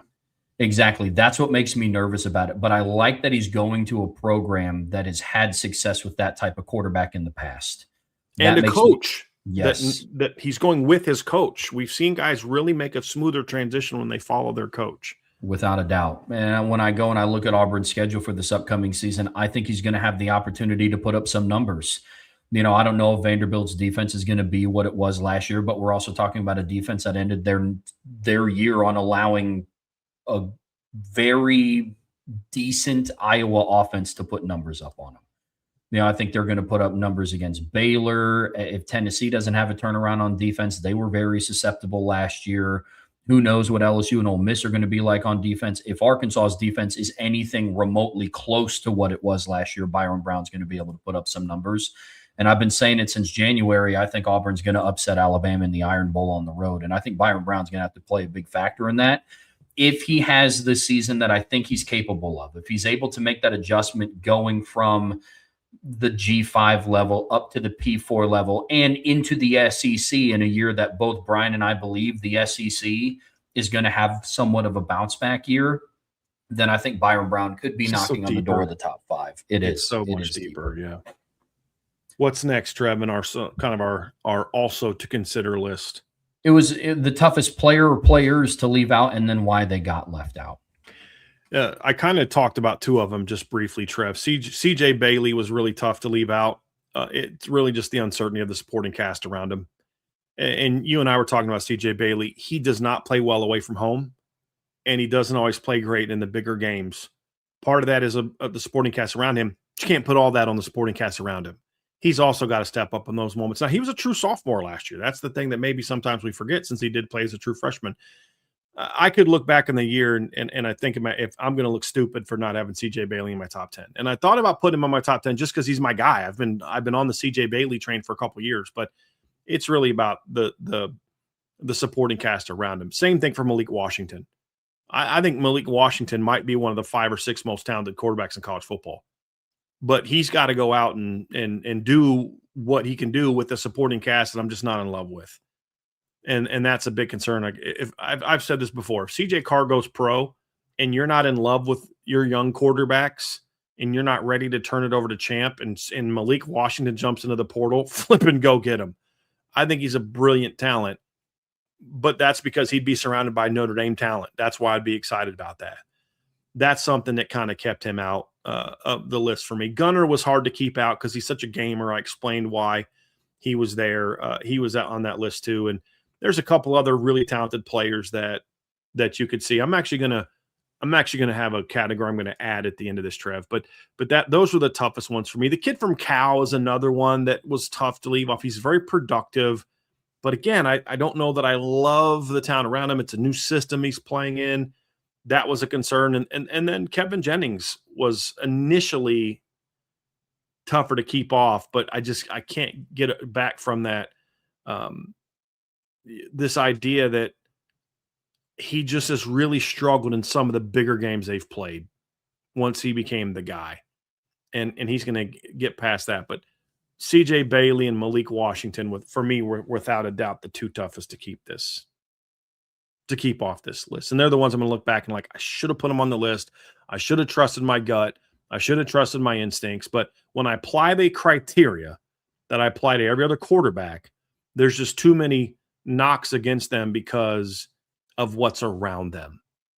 If they were at Notre Dame and let's say CJ Carr went to the National Football League and they said, hey, you're so good after your redshirt freshman year, we're going to let you go to the NFL. Nobody else can. We're just going to let you CJ Carr. Okay, cool.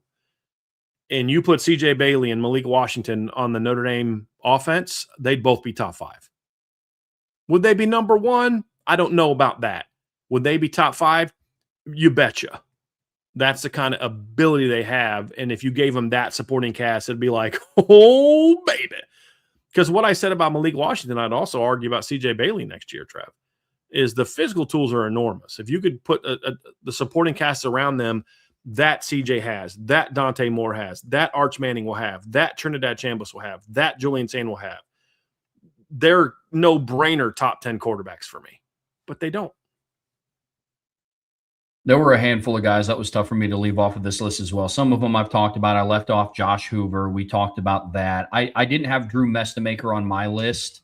One of my biggest concerns, and I echoed the same concerns about Byron Brown going from the G5 to the P4 level, but I was not impressed with what I saw from Drew Mestamaker against the two best teams that they played last year in USF and Tulane. Now, the difficult part is Byron Brown's going to the SEC. Drew Mestamaker's going to the Big 12, which is a much more wide open, quarterback friendly. And that's what made it so tough. But if he's able to make that transition, he's also going to kind of fill into my next category of players that I think that could make a jump in. I talked about Damon Williams. It's one team that we actually haven't talked about as much today is Alabama. I didn't put them in the list because they just don't have a starter. Yeah, I don't have any guys that have not started before. I was going to talk about them at the end too. Yeah, that's a good one. Go ahead. Yeah, and so that made it tough. I don't know what we don't know who the starter's going to be. That's the problem with Alabama's guys. I don't know who the starter's going to be. So I can't pick one of the Bama quarterbacks, but whoever's their starting quarterback could end up being in this top 10 when it's all said and done. 100%. Especially Keelan Russell. Yeah, he's a very talented cat. I'm with you. Another guy that I've also seen his name pop up in the chat. I didn't think too long and hard about Bear Bachmeier, but I considered him a little bit. My issue with him is, we talked about Arch Manning not having – he has the fifth highest ceiling of the top five, and Bear Bachmeier doesn't have as high of a ceiling as a passer as Arch Manning does, in my opinion. Right. Legs are comparable. Size is comparable. Bear Bachmeier is a little bit stockier than what Arch is, but they're both big quarterbacks. I look at his supporting cast as the pass catchers come back. I love Walker Lyons and what he could do there, but I have a lot of I need so much more projection with what his supporting cast is going to be at BYU this year than I do some of the other guys on my top 10 list. So I didn't really think about him either. Their line and run game made that enticing to me. I think Bear's a nice quarterback, and in other years, Bear might be a top 10 guy. And I don't have anything to say about Bear that's negative about him at all, other than just these other guys are better. And I don't think it's close. I really don't. He's a nice quarterback, but I mean, if I was going to go with a Big 12 guy that we don't have on the list, I'd go with Connor Wegman before I'd go with Bear. For now, but neither one of them would be on my list. I'd consider Avery Johnson in that conversation as well. I think playing for Colin Klein is going to help him a ton. There's a lot of other guys I would go there, Trev, before I would go to Bear. I think Bear's a good quarterback. I think he's going to be a gamer. I got nothing negative to say about Bear. Just not as good as those other guys. It really is as simple as that. It really is. Who did you leave out of the rankings that you think has the best opportunity to jump in? Well, that was the guys that I had talked about was Malik and CJ. And those guys. Yeah, I'm with you. Here's an extra one. Here's an extra one. Who is the biggest boomer bust quarterback in college football this year? I have an idea. And I can explain who mine is if you want a second to think about it, because I've actually thought about this one. A guy that right now has no business being in the conversation, but by the end of the year could be in the conversation, or I can't believe you even talked about that guy. And there's a lot of guys you could throw into this conversation. And I'm going to have one more little small category as well. But a guy that gets a lot of love for the NFL draft, for me, it's Lenore Sellers. I don't think Lenore Sellers belongs in the conversation of who the top 10 college quarterbacks are for 2026. He has done some nice things. We have seen him have some big moments. We have also seen him completely collapse late in a lot of games. He did not improve this year. He actually regressed from where he was the year before as a passer. He had a lot of injuries this last year that hurt his ability to run. But there's just nothing about Lenore Sellers from an actual production or consistency standpoint that has him even being in the conversation here. However, he is going into his third year as a starter. He does have a lot of physical tools. He does have talent around him. If Lenore Sellers can put it all together and Shane Beamer can somehow try to find some, sanity within his program, he could be a guy that you look back and you're like, how did we not have that kid in our top 10? He was the Heisman runner-up. He has that kind of potential. He's just not anywhere close to being that right now. And with the offensive line issues that they have, I think some of their offensive line issues from last year got overblown. There were a lot of times I watched a play, yeah, their line wasn't good, but there was a lot of times you're like, dude, throw the ball. You missed the read. Like, you're the reason that you're scrambling right now. But if he can put all that stuff together, Trev, and the line can play just good solid football, Lenore's could be a guy you're like, I can't even believe you guys didn't have Lenore Sellers in your top 10. And I'll say this, he's not even close to my top 10 right now. But that's why I say he's the biggest boomer bust guy out there. He could end up being everything that we think of him from a negative standpoint with none of the positives, or he could end up being a guy that ends up as a top 5 quarterback. He's the biggest boomer bust in the country for me. There's a couple others to consider. I'm curious if you'll go with one of those guys, but that's my list, Trev. Nah, that is a heck of a candidate for that. I'm going with DJ Lagway, who's now at Baylor. I thought about Bryce Underwood as well, was another one. But yeah, DJ's a real good one. DJ is one where he's a player that we have seen flashes. And like, there's some, I thought about when you asked me that question, the first person I dove into was like Lincoln Kineholz, but there's nothing that, like, he's the most physically gifted quarterback, in my opinion, that Jeff Brom is going to have between Jack Plummer and Tyler Shuck and Miller Moss. But there's just literally no previous. Right. Yeah. There's no previous sample size. Whereas I go and I look at a guy like DJ Lagway, and he has had moments where it's like, dude, like that's a top first-round draft pick. Right. Yeah. Like you could be something. You're 6'3", you're almost 250 pounds, probably trim up just a little bit. But I look at home against Texas. A little bit of something on him, yeah. Yeah, a little, I can't judge. I can't judge. I'm just saying, No, I wish I was 247. So I'm not. That's not a shot at you, DJ Lagway. Believe me, bro. But when I go and I look at what he's done, they host Texas. He goes 21 to 28 for 298 yards, completes 75% of his passes, 2 touchdowns and a pick. Okay, he was great in that game, right? But then you go back before a couple weeks prior on the road against LSU, he throws 5 picks. You're like, that guy shouldn't even be on scholarship, right? Like, he looked like the kid from Syracuse against Notre Dame last year. He's had games where he literally looked that bad. Yes, like seriously, the walk-on lacrosse player. I've seen him, DJ Lagway, play that bad. In games before, Trev. And so if he can, rip, like you said, then you watch him rip up Texas. Like, I mean, shredded Texas. I mean, he's the margin. You're nailing. He's the epitome of the boom or bust. That's exactly what he is. Bryce Underwood's another one that I considered. Last thing we'll say, and we'll move on to our third segment for today. Couple guys there's a few guys that I have on my list that have either are super raw still or have never really done anything that I've got my eye on. There's 3 kids that are on that list. They're all SEC quarterbacks. Number 1 is a guy we know, Kenny Minchey. I can't consider Kenny Minchey for this list. He's literally never played a meaningful snap of football in his life. I can't consider him for this list. But with the system he's playing in, he's got good talent around him, and we all think he's very talented. I could see Kenny working his way in this list. He just is not in consideration for me for this list. Not because of talent, because I can't put a guy, same reason Lincoln Kineholz is not in my conversation. Same reason Keelan Russell and Austin Mack are not in the consideration for me. But he is one. Keelan Russell's another one. Redshirt freshman, all the talent in the world. If he beats out Austin Mack, he's going to be very, very good. And by the end of the year, we're going to be like, maybe, maybe not. But we'll definitely be a guy going into next year that we're talking about being that guy. And I would argue if Austin Mack beats out Keelan Russell, he deserves to be in that conversation.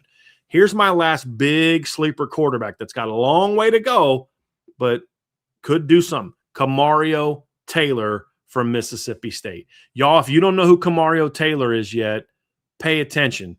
This kid has all the talent in the world. He's just super raw right now.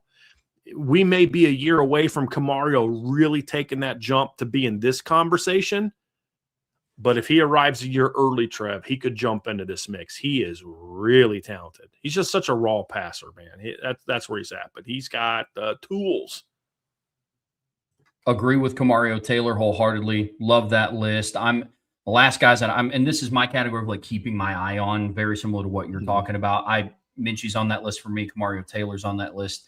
Couple others. I have Jaron Sagapola-Tele from California. I also have Cutter Boley from Arizona State. I'm very interested to see what he does with Reed Harris and Amarian Miller out with Kenny Dillingham at Arizona State. I'm keeping my eye on him. And then I actually have a G5 guy.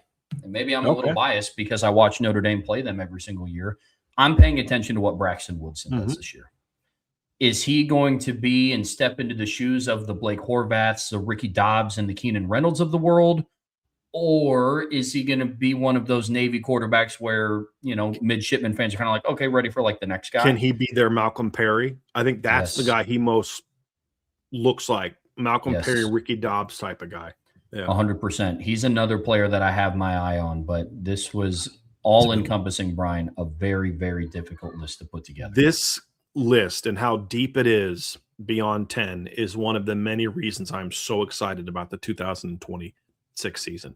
There's guys we didn't talk about that people are like, why aren't you talking more about this guy and that guy? And we're like, yeah, it's fair.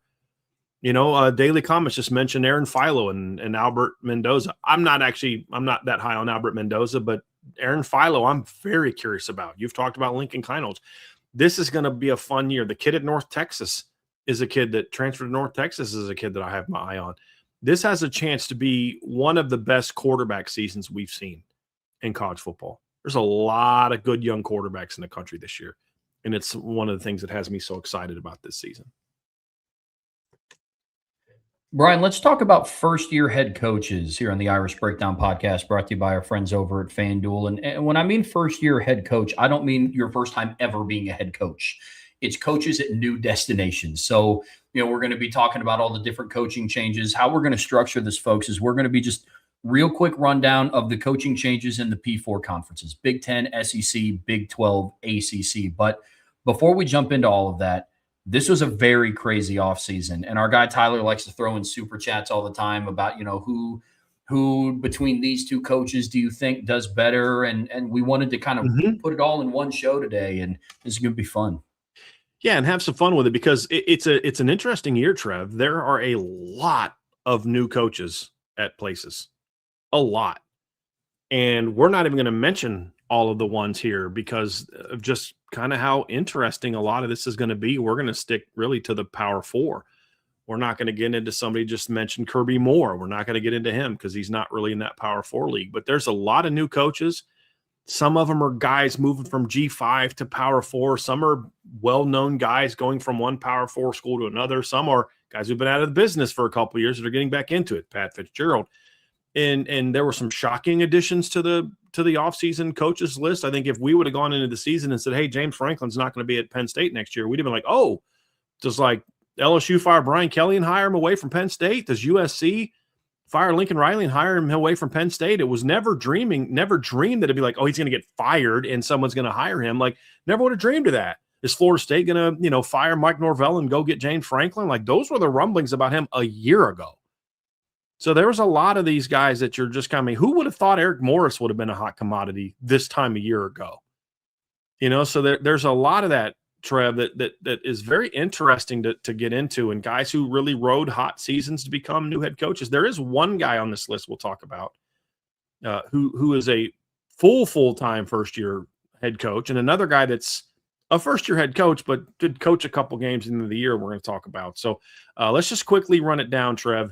And we'll start off with the Big Ten. There were 4 new head coaches in the Big Ten that this offseason. I don't think we're missing anyone in the Big Ten. I think those 4 is it. I'm pretty sure. I don't think we got it wrong. I thought I was at Northwestern. Chip Kelly. No, he's just the OC. Yep. But yep. The 4 in the Big Ten, we got Michigan, Penn State, Michigan State, and UCLA. That is the new coaches in the Big Ten. Yep. There are 6 in the SEC: LSU, Ole Miss, Florida, Auburn, Arkansas, Kentucky. Obviously, Pete Golding was interim head coach late last season, but this is his first year as the full-time head coach. And there's also 4 new coaches in the Big 12 as well, Trev. Yep, there are. You got new head coaches at Utah, Oklahoma State, Kansas State, and Iowa State. And then wrapping up the ACC, Trev, there's 3 new coaches in the ACC. I looked at this like, that can't be right. But there's 3 new coaches in the ACC this year. There's a new coach at Virginia Tech. There's a new coach at Cal, and there's a new coach at Stanford. I went through that. I was like, hold on, BC, nope, Clemson, Duke, Florida State, Georgia Tech, Louisville, NC State, North Carolina, Pitt, SMU, Syracuse, Virginia. Wait, I'm like, nope. But you kind of think like that's the school that fired the least amount of coaches this offseason. And one of the head coaches that got fired is now back at that school as the defensive coordinator, which is fascinating. And that's obviously at Virginia Tech. So let's get into this, Trev. Let's talk about, we're going to go by conference, but we're going to talk about 11 of these new head coaches and just kind of give you guys we're not going to spend like 20 minutes on each coach because otherwise we're going to be here till dinner time.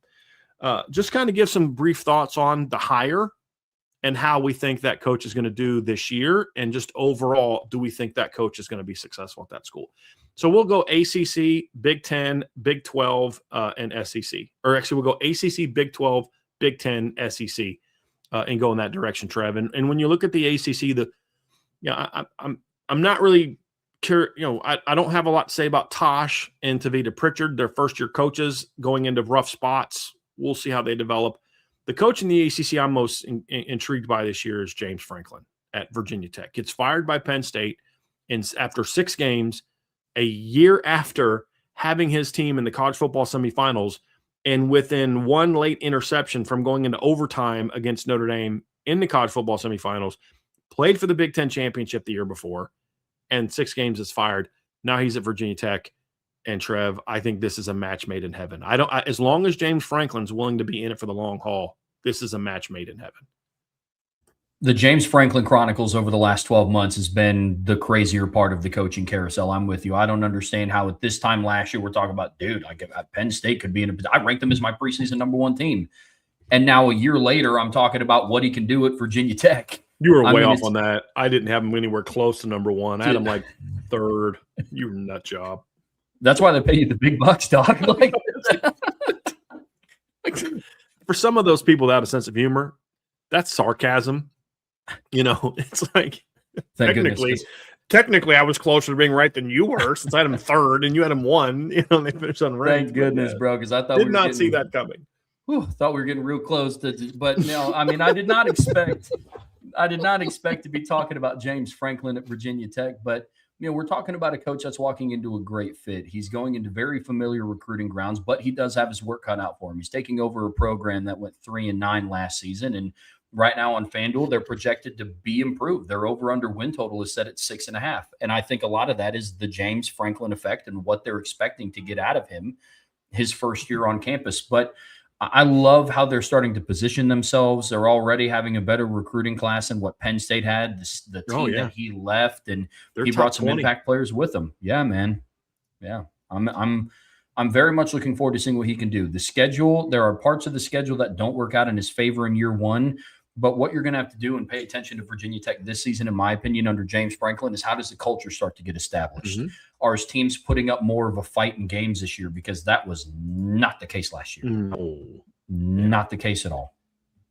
They've loaded up on recruits. Part of the reason they're top 20 is because they do have 26 kids committed, but they've gone out and gotten some top 100 players. They got Peter Bork at quarterback, Jordan Karhoff, who's a talented tight end from the Maryland, D.C. area. Joseph Buchanan is a guy that Notre Dame was looking at for a while, really talented offensive lineman. Flipped Amari Irvin from Notre Dame is a good 4-star kid that we liked. They've really done well in this class, Trev, of getting legit good players, and they've beat Penn State for guys. They also did very well last year in the transfer portal, in part because a bunch of Penn State kids went with them.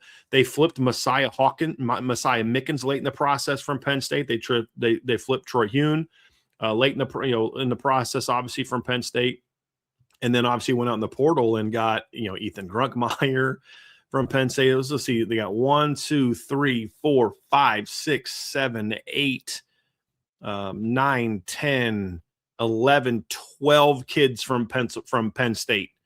They got the transfer and took a lot of other Big Ten kids with them last season as well. Michigan State, Ohio State, they got some other players from there. So did very well, in my opinion, in the transfer portal. It's going to take, I think, probably more than a year for him to completely get this thing turned around. And their schedule is manageable, but also challenging for a team that's kind of restarting with their roster. They got to play at Maryland, at BC, at Cal, at Clemson, at SMU, at Miami. So 6 true road games. Their home slate is more doable, but not easy. VMI and Old Dominion at home should be wins, but you got Pitt at home, you've got Georgia Tech at home, you've got Stanford at home, Virginia at home. So it's going to be a tough schedule, but I do think Virginia Tech's going to have an opportunity to be a bowl team this year. I think James Franklin is brought in talent. I think James Franklin did a nice job of going out and being able to kind of rebuild the roster. He's going to change the culture. The two things that we've always said are true about James Franklin is, number one, he can recruit, and number two, he's a great culture builder. Now, is he a great in-game coach? No, he's not. But he wasn't a great in-game coach at Penn State, and they were still a 10-plus win team every year for most of his tenure. Won the Big Ten in 2016, took him to the semifinals a year ago. And yeah, couldn't beat Ohio State, but they were close all the time against Ohio State. So it's not like they were getting beat by 30 or 40. He's not Brian Kelly. You say, well, he lost all the big games just like Brian Kelly. Yeah, a lot of those losses were very close competitive football games. And so he's a great motivator. And I think at Virginia Tech, where he's not going against Ohio State and Jim Harbaugh in Michigan and teams like that, I think he will do better, because there's a much better chance that he has a top three, like a consistently top 2 to 3 roster in that league, and a better roster than the majority of teams they play in that league than what he experienced most of his time in the Big Ten. Now, recently, they had that big expansion to 18 for a chunk of time. They were always playing Michigan. They were always playing Ohio State. They were always playing Michigan State. He won't always play Miami in the ACC. He won't always play Clemson in the ACC. So there's going to be a lot of times you look at and say, dude, they're better than everybody on their roster eventually, and that'll happen pretty quickly, in my opinion. And if he wins more than 6 games this year, they will start recruiting even better in a hurry, portal-wise and in high school recruiting. So we're not talking about winning a championship. We're talking about winning the ACC, something Manny Diaz did last year. So I think this was a great hire, and I think that they're going to be one of the bounce-back teams this year. I mean, they showed against Miami last year. There's talent there. They're just not a very good team. There's still talent there to work with, and I think they're going to get things turned around pretty quickly. I'm with you. I'm very much looking forward to seeing James Franklin's ascension at Virginia Tech. Before we move on to the next coach, how do you see their season playing out? I actually think they're going to go to a bowl game. I look at their schedule, Trev, and you look at what Virginia Tech was last year. They went 3-9. They had a loss to South Carolina where they were so unprepared for that game. Got smoked by Vanderbilt. They lost by 19 to Old Dominion. They're not going to lose to Old Dominion this year. Should have beat Wake Forest last year. Just were so poorly coached last year. And you look at that and you're like, I think they beat that team. I think they beat that team if James Franks is their coach. And then I look at their schedule, and it's just a more manageable schedule, in my opinion. I mean, they played Virginia, Miami, Louisville, Georgia Tech, and South Carolina were all ranked teams that they played last year. Plus, they had to play at NC State, a game they won. They had to beat Cal in overtime, who had some big wins last year. This year, you look at their preseason top 25 opponents, it's Miami, it's SMU, maybe Clemson, maybe Georgia Tech, maybe Virginia. I don't know a whole lot about how, I don't know that Virginia's going to be able to repeat what they did last year. So like I said, the schedule's not easy by any stretch, but it's manageable if he can get this team, everybody going in the same direction. So I do think they're going to be a bowl team. I think they're going to beat VMI. They're going to beat Old Dominion. I think they'll at least split with Maryland and Boston College. I think they've got Virginia and Stanford, they're going to, games they got to win at home. Now you've just got to either beat Pitt at home, Cal on the road, or Georgia Tech at home. You win those games and you're a bowl team. So I think minimum 6-6 is my expectation for Virginia Tech this year. I wouldn't be shocked if they're 7-5, but I'm going conservative and say they'll still lose a game they shouldn't and go 6-6. So I think minimum 6-6 is what I'm expecting for Virginia Tech this year. I think they'll at least double their win total from last year. And if they can do more than double and go 7-5 or better, now all of a sudden recruiting and portal recruiting and high school recruiting takes off, and Virginia Tech gets turned around in a hurry. And I'm going to tell you something right now. If you're an ACC fan, you don't want them to beat your team, but you want Virginia Tech to beat everybody else, because Virginia Tech's one of those teams that plays in an area where their market could be big enough to really make an impact, and they could be a team that can recruit well enough with Franklin to give your league a lot more of a strong reputation if Virginia Tech can get back to being what they were under Frank Beamer, which is a perennial top 15 team with some top 10 teams mixed in there. I do think Virginia Tech can get there. There's money there. They're located well. They can go up to Maryland, D.C. They can go to North Carolina. They can recruit Virginia. They go down to Florida. They can go to Tennessee. They can go to Ohio. They're located really well, and to be a team that can rise quickly, and that's good for the ACC.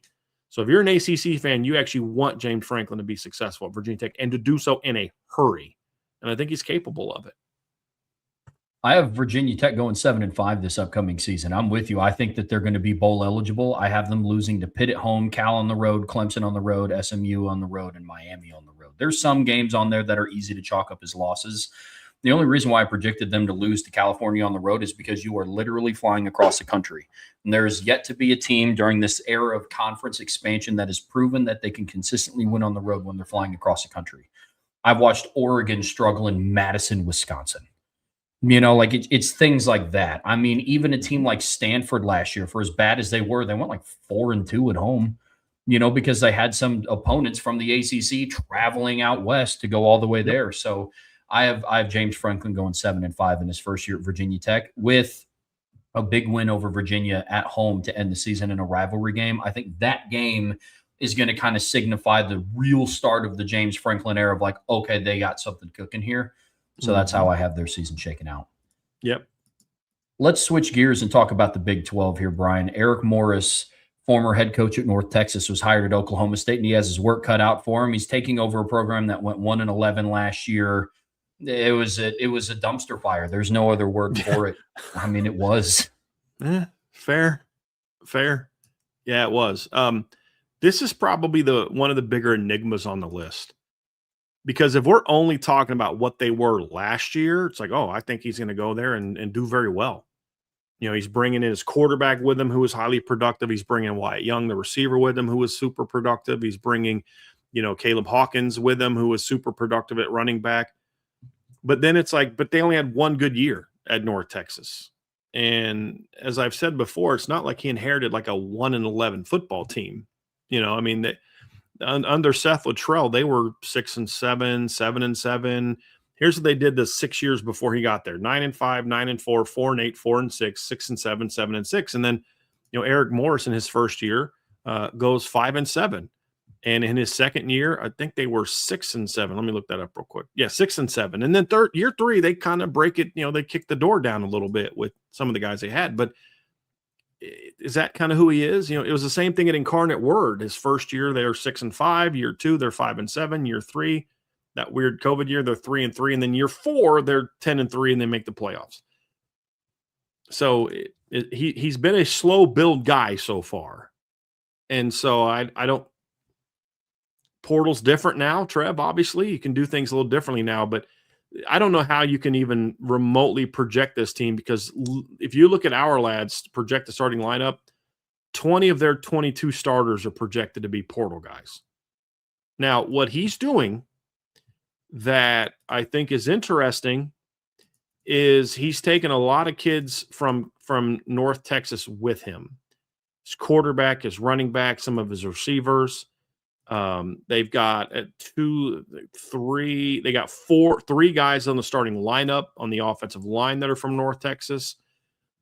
But with all due respect, North Texas was good last year. They weren't James Madison good when Kurt Cignetti took all those guys with him. So I'm very curious how that's going to be. This is another one. Somebody just in the chat said, and I agree with them, the Big 12 needs Oklahoma State to get back on track. Is Eric Morris the guy? I think he can be. Here's why. I think when you've got a unique system, that's what you need at Oklahoma State. Mike Gundy was very innovative in his tenure and hired very innovative coaches in his tenure. Him and Todd Monken were monsters together. And it wasn't that long ago that Oklahoma State was very innovative. I just think his disdain for the modern era cost him his job. He was so against the way the system was now going that he just refused to engage until it was too late and he couldn't recover. Let's not forget that 3 years ago, he had his team in the Big 12 championship. And 5 years ago, he had his team in the Fiesta Bowl beating Notre Dame. They weren't that bad that long ago. And honestly, the reason they couldn't turn it around is he was so against it that the donors were like, why should we give you money for a system you don't support? And they were just kind of ready to be done with them. There's money at Oklahoma State. And I think they're going to be willing to spend it. and Eric Morris should be able to take advantage. Is he good enough head coach? We'll find out, but he's very innovative, and I think you need that to win at Oklahoma State. That, or you need Barry Sanders and Thurman Thomas in the same backfield. One of those two things, you know what I mean? Like, that's how you win at Oklahoma State. If they can get back to their new innovative run and gun type of deal, the Big 12 is such a good fit for Eric Morris, and bringing over Drew Mestemaker with him. I'm with you completely. I had a very hard time predicting how this team was going to go. So I just went with a very easy. Yeah, I have them going 500 just because it's like 6-6. There are some for sure losses on their I've team. seen people project them to the playoffs, Trev. Yeah. And I'm like, I don't know how you can do that. You know, he couldn't even win the American last year with these guys. And then they're all of a sudden, it's the same argument about Matt Campbell. Hold on, so you're going to take an 8-4 Big 12 roster, take it to Penn State and play a Big 10 roster, and you think they're going to be better? Well, their schedule's soft. Yeah, so's a Big 12 schedule. Right. You know, like, what are we doing here? But I mean, it's gonna be tough, but it's an unknown, man. I have no clue. The game that I would have circled on my calendar if I was an Oklahoma State fan is on the road against West Virginia, their final game in September.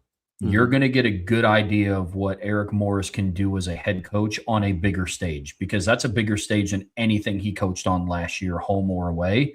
So I would really, really pay attention, because up until then, you're on the road against Tulsa. Okay. You're home against Oregon. And I don't think that it shouldn't be to where everybody formulates their opinions about Eric Morris based on how they perform against Oregon, a team that could make the college football playoff semifinals this upcoming season. I'd pay attention to West Virginia at home and Houston on the road. You're going to have those games within a month time span of each other, really 3 weeks within each other. So I would pay attention to those games. But it is, Brian, I'm with you. It's very difficult to judge how they're going to be. Let's jump over to the Big 12 or Big 10, excuse me. There were some coaching changes, 4 coaching changes that we're going to talk about from this league. And the first one's Kyle Whittingham at Michigan. Again, this was an interesting one. If you would have told me at this time last year that Kyle Whittingham was going to end up leaving Utah, really kind of being asked to leave Utah, we'll see how that decision bodes for them. And then he ends up at Michigan after this was probably the second craziest offseason coaching carousel situation behind the James Franklin one for the situation he was in. The Sherrone Moore one was crazier, like off the field for all the allegations and everything that happened there. But Kyle Whittingham then just kind of ended up falling into the Wolverines' lap, and I'm very interested to see what he does. I'm all for ragging on Michigan, believe me. But it is weird to think that with all of the issues that they had behind the scenes last year, they were able to go 8-4 in the regular season. I think that's really, really interesting when you start talking about Michigan. So you talk about Kyle Whittingham coming over and you look at what he did at Utah last year, and he's been at Utah for, gosh, as long as I can remember. But we're talking about a Utah team last year that ended the regular season 10-2, and then they ended the year 11-2 with a win over Nebraska in the Las Vegas Bowl, blew them out 44-22. I'm very interested to see what he is now going to be able to do with a quarterback that has a similar skill set to Devin Dampierre, probably not as experienced, but we've seen signs of Bryce Underwood be better when Sherrone Moore was not on the sideline. I wonder if that carries over into what we could see from Kyle Whittingham. It's tough when you start to evaluate what Michigan's schedule is going to be, because there's parts of their team that I'm not entirely sure about. We use our lads a lot when we're looking at teams' depth charts. It's not all from memory and it's all from recall. If it is, it's definitely on Brian's side of the conversation. But they have some returning players. Michigan's team is not completely made up of transfer portal guys. They only have 5 projected starters in their starting lineup on our lads that are transfer portal guys, and then they only have 4 in their 3 or 4 of them are from Utah. Yeah. They brought over John Henry Daly. Snowden Smith was from Utah. Yeah. I think it's Buchanan. Isn't that the kid's name? Yeah, JJ Buchanan. Yeah. He was from Utah as well. Yep. So, yeah, they if Jamie French starts, he's from Texas. Yeah, I mean, so they brought a lot with him. I mean, they didn't bring a lot of portal guys in, and some of the ones they did were guys that he's, have played for him. So I think that's like another D lineman that's going to play is a guy that came in from Utah. So there were several several Utah kids have followed him over. So that should allow them to kind of have some continuity. But yet, to your point, there's not a ton of portal guys in there, Trev. What I think is interesting about Michigan is they were able to handle all of that off the field adversity that they went through last year between Sharon Moore and the suspension because of the Connor Stallion stuff. And then all the stuff comes out of what's been going on behind the scenes for years. And they still had a season where they went 9-4. So what does that mean for Kyle Whittingham going into this year? Brian, I don't know how it was for you, but it was kind of difficult for me to project what this team was going to be this year because I don't know if their record will be better than 8-4 in the regular season, but they could look like a better team. This is a real interesting one, man. Yeah, that's actually it's funny you say that, Trev, because I don't think it's difficult for me to project what their record is going to be. I think what's difficult is projecting is getting people to understand that that's actually a really good year. That you know what I mean? So we're like, look at their record. They get Utah, Oklahoma at home, Iowa at home in September. Those games are key. If they can hold Ford at home, then they're going to be a potentially 10-11 win team or 9-10 win team. But like if they win those two games, they still have to beat Penn State at home, Minnesota on the road. They play Indiana at home. They play Michigan State at home. They play at Oregon, at Ohio State, and UCLA at home. They could go 8-4 this year, to your point, Trev, and be an improved football team. I think for me to consider it a success is I think you need to win 9. So you have to go 1-2 against the big three in your league. And what I mean by big three, it's Indiana, Oregon, Ohio State. 1 at home, 2 on the road. You got to go 1-2 in those games.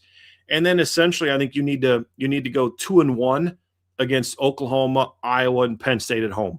And then just don't get upset by somebody that's got an inferior roster like a Minnesota or a Rutgers. So I think if they can do that, then 9-3, here you come. But if they lose all three of the big three, then it's like, okay, now we could be getting into 8-4, 7-5 territory. Anything worse than 8-4 is a disappointing season. And I think the question I have there, where I think that might be a possibility, Trev, is Kyle Whittingham was very good at Utah. Just because a guy was good at one school doesn't mean he's going to be good at another. Some guys are meant to be fits at all place. Perfect example from Michigan, Rich Rodriguez. Just because your way worked one place doesn't mean it's going to work another place. But I believe that Kyle Whittingham's method to success translates well to a place like Michigan, much more than what Rich Rod's way of doing things did at Michigan. So I do think Michigan is going to be good. It really comes down to, can he get anything out of the quarterback position? Like, can he fix Bryce Underwood up here? That's going to be the big question mark. If he can, then I could see Michigan being a 10-win team. If he can't, there'll be a 9-8, 8-9 win team where you're like, okay, future's looking okay, but, what's he going to have at quarterback? Yeah, that's very true. When I got down to Michigan and predicting their schedule, I have them going 8-4 this year. It could be more, it could be less, to your point about some of those games like Iowa and Minnesota. But right now I have them losing to Oklahoma, IU, on the road against Oregon, and on the road against Ohio State. I think they're talented, but I don't think they're quite as talented as they have been in the last couple of years because of guys going to the NFL and just some things they've had to rebuild. Even though Phil Steele thinks they have a better receiving core than Notre Dame does. But whatevs, I guess, whatever you want to say, Phil. Real quick, too, Trev, as we kind of look at the Big Ten, just briefly want to mention Pat Fitzgerald. We talked a little bit about him already when we did our breakdown of the Big Ten. Did you mention him already before I? Okay. But we talked a lot about Pat Fitzgerald. I think that's a strong hire. We've already given our prediction for what we think Michigan State's going to be this year. I still think that was a strong hire. As long as he's in it for the long haul, I think Pat Fitzgerald's kind of run the ball, play tough defense, but, blue collar, do things a certain way, play tough, be smart, I think is exactly what has won at Michigan State in the past. It's what they won with Mark D'Antonio with. It's what they won when Nick Saban was there. It's like, John L. Smith went out and got really good recruits, but they were a very undisciplined program and they always underachieved. Like, that's the way to win at Michigan State. It's exactly the way that Pat Fitzgerald won stylistically at Northwestern. He may not run the same offense or whatever. You kind of had to get a little bit gimmicky at Northwestern, but run the ball, play good defense, play smart, be tougher than the other team. I think that's going to fit there. The other Big Ten one that I'm very intrigued by, Trev, is Bob Chesney at UCLA. Like, how quickly can you get that turned around? I'll tell you one thing he's doing already. He is putting together a really good recruiting class. They have got some kids. I'm like, dude, I'd taken that kid to Notre Dame. They flat out beat Notre Dame for Montana Toalolo. Now, I think it's going to work out great for Notre Dame because they're going to end up getting two much better D tackles than him and potentially a third. But at the time, Notre Dame would have taken him in that class, and he just didn't want to go away from home. He's shown he can recruit, Trev. Now we got to see, can he build a roster that can compete in the Big Ten for 2026? Yeah, without a doubt. And there's a pretty strong track record of coaches leaving James Madison and taking over perennially lukewarm program. UCLA is not lukewarm. They've just kind of been bad. They went 3-9 last year, but hey, if somebody can turn it around, Bob Chesney's already making an impression on the recruiting trail, man. I'm very much looking forward to seeing what he can do with the Bruins. I mean, they were bad in 25, but I mean, they were 5-7 in 24. They were 8-5 under Chip Kelly. Like, I mean, they were ranked in 2022. You know, like they were bad last 2.5 years, but like this is, again, don't fire a coach unless you know who you're going to replace him with. You got sick of Chip Kelly. You fired Chip Kelly because you didn't like all those top 25 finishes because he couldn't take it to the next level and he had a bad attitude or whatever else. But you know what? Chip Kelly had you ranked and winning games and playing in bowl games his last 3 years. You know what I mean? Like you had 3 straight bowl appearances. You'd have loved that in 24 and 25. But yeah, the last 2 years, especially, Trev, they were bad. They were very bad. Yeah. So I'm very curious to see if he can get this thing turned around because I think I think they want to be good at football. Just I do too. We're not going to have to wait long, in my opinion, to see about UCLA. A matchup I'm very interested in is their season opener on the road against Cal. I don't think we'll have to wait long to see what UCLA is going to be made of. That's going to be fun. They definitely have some games where you're like, okay, who are you? Obviously, you know, I don't look at Oregon and at Michigan. I don't expect them to win that game. But like you talk about that game, I think week 2 against San Diego State is going to be a bit of that's a good G5 team. You know, like that's a win. It won't be if you look anything like you did the last 2 years. Yep. You know, Wisconsin at home, Michigan State at home. You know, but the big one is you got Illinois and USC late in the year at home. Can you win one or maybe even both of those games? I think the key for UCLA is going to be how you finish the year. I think that's or how you start and how you finish the year. If they can go on the road and beat Cal in the first game for that coach, it's not going to be easy by any stretch. And then if you can hold serve at home against San Diego State, they could start the season off 3-1. Then you have that finish where you've got Wisconsin, Michigan State, Nevada at home, at Minnesota, home against Illinois, and your last 2 games are at Michigan, home against USC. If you can finish strong coming out of that Oregon game, all of a sudden we're talking about UCLA potentially being a bowl team. But they've got to start strong and finish strong. In the middle, you know, a lot of manageable stuff. But if they can pull off a little bit of an upset in that opener and then not get upset by San Diego State, that could set them up for a very strong year, Trev, like bowl game type of season. If they can't win one of those games, or there's a possibility they lose both of those games, his first year is going to be tough. So to your point, Trev, we're going to know very quickly just how quickly Bob Chesney can get that program going. Only one that a little different rebuild than the one he walked into at JMU. Yes, most definitely different. That was very much a don't F this up kind of job. Yeah. Here's the keys to the car. Here's the directions to where you're going. Just don't crash on your way. I'm with you. Yeah. Only other hire out of the Big Ten that I wanted to mention briefly was Matt Campbell going to Penn State with this caveat. Mm-hmm. I know we're talking about predicting records and all that. I will say this. Penn State's overall record this year is going to give a lot of people out in Happy Valley a false sense of how good that they can be under Matt Campbell. There is a world, and I'm not going to predict it because in their regular season schedule, they do still play USC, Michigan, and Washington. But there is a world where they end the season having not played a single ranked opponent or a team that finishes ranked. There's a world where that happens, and I still have them going 9-3. I definitely think there's a world in which they don't beat a ranked team. I feel like between USC, Michigan, and Washington, one of them's going to finish ranked. But same. Point, it's not a given. Yeah. But there's a good chance that they won't beat a team that finishes ranked. Yeah, their schedule is very soft, and I'm very curious to see how they do against, Wisconsin is at home is going to be very interesting. At Northwestern is going to be interesting. At Maryland's going to be interesting. But yes, there's a lot of people saying, well, they could be a playoff team because of their record. No, they won't. Because if they're 10-2 against that schedule, they're not sniffing the college football playoff because they won't have beaten anybody worth a darn. If Notre Dame can't get in at 10-2 with the 2 losses they had and the way they beat teams, there's no way in the world Penn State's getting in this year with a 10-2 record against that schedule.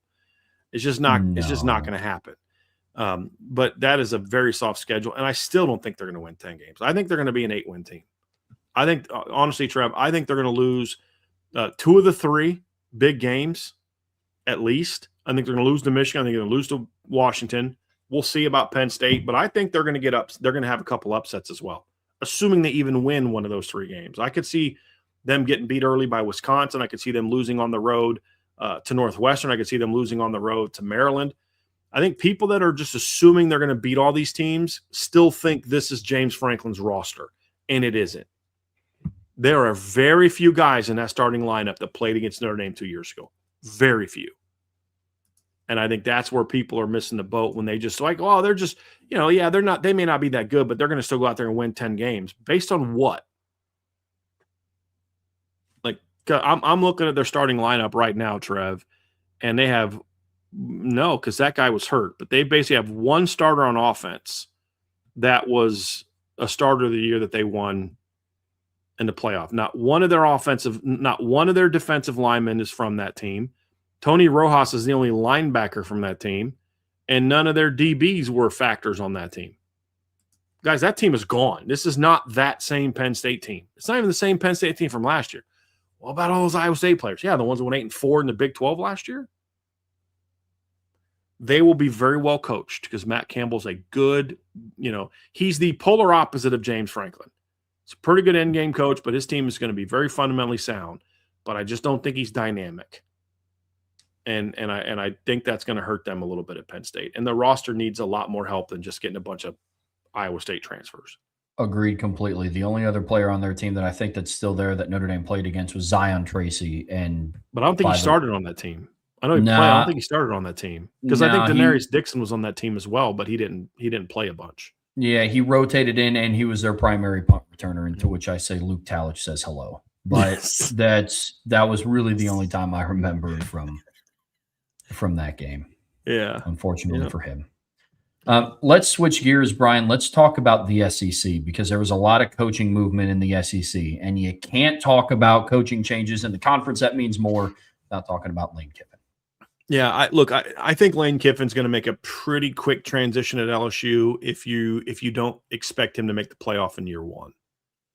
I think that's asking a little bit too much. And it's not that he wouldn't be otherwise capable of doing it, but there's a lot of turnover on the roster, and they have, I would say, one of the 5 to 10 toughest schedules in college football. And I'm being a little bit generous there in that I'm giving it more room. It may be in the top 3. I'm just going top 5 to 10 because I don't have all the schedules in front of me. But we've compared them to some others, and it's going to be tough. I mean, you've got Clemson, you've got Ole Miss, Texas A&M, Auburn, Alabama, Texas, Tennessee, plus some teams that maybe could be dangerous, like a Kentucky on the road, Arkansas on the road. If those new coaches can get them turned around, Mississippi State. We just talked about. I mean, you look at their schedule. The most physically talented quarterback they may play this year. It won't be Trinidad Chambliss, won't be Chris Vizina, won't be Marcel Reed, won't be Kenny Minchie, won't be Byron Brown, won't be Arch Manning, won't be George McIntyre. It might be Keelan Russell or Kamario Taylor. I mean, they're going to play some real good quarterbacks this year, like some real good quarterbacks.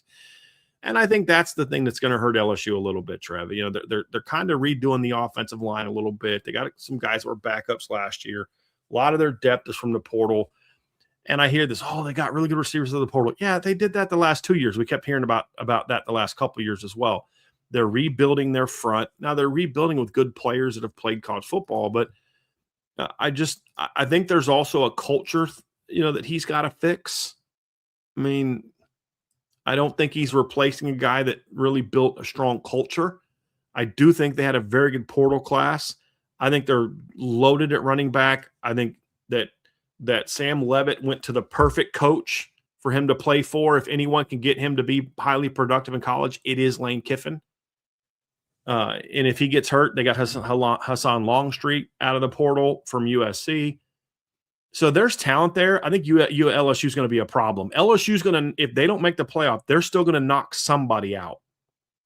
That's how I think about LSU. So if you're okay looking past the record and looking at how the team plays and thinking through, I'm looking through the entire lens of the season to 2027. If you can be patient as an LSU fan, I think this is going to be a very successful first season, even if the record doesn't necessarily show it.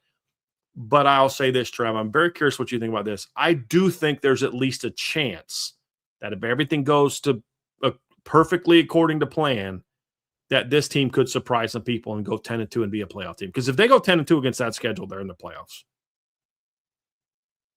I agree completely. Their schedule is going to either do them a lot of justice this season, or it's going to kind of be their downfall on top of some of the other things that you talked about. It's nasty. Mm-hmm. It is. I think that their range is anywhere from 10-2 to honestly 7-5, depending on how you put everything together. When you factor in everybody that LSU is going to have to play this season, I do not envy their schedule in the slightest. I mean, you get Clemson to start the season off. You're on the road against Ole Miss, home against A&M, on the road against a new look Kentucky team, on the road against Auburn. You get Camario Taylor and Mississippi State in between those two games, on the road against Auburn. And then you finish with Alabama, Texas, Tennessee, and Arkansas, who's also under new management. So if they're able to finish the season strong and put together a strong November, that's where I think their schedule can play a factor for them, because they'll be able to point to, it's like, hey, we had some, too bad or too early season losses. Look how we finished. Mm-hmm. And if they're able to do that, I like LSU's chances to be a playoff team. I'm with you completely. Yeah, agree. They're going in a right direction, very much in a right direction at LSU. I just think it might be more than a one-off season build to become a title contender. Agreed. That's where I'm at. He could have the same record that Brian Kelly did 2 years ago, and you just watch him play and you're like, but this is just such a better team. Like that's kind of how I feel about them, Trev. Let's keep rolling in the SEC, and let's go with the school he left and Pete Golding at Ole Miss. Everything I just said about Lane Kiffin, take the opposite of that and apply it to Ole Miss. I have no faith that Pete Golding's going to win at Ole Miss.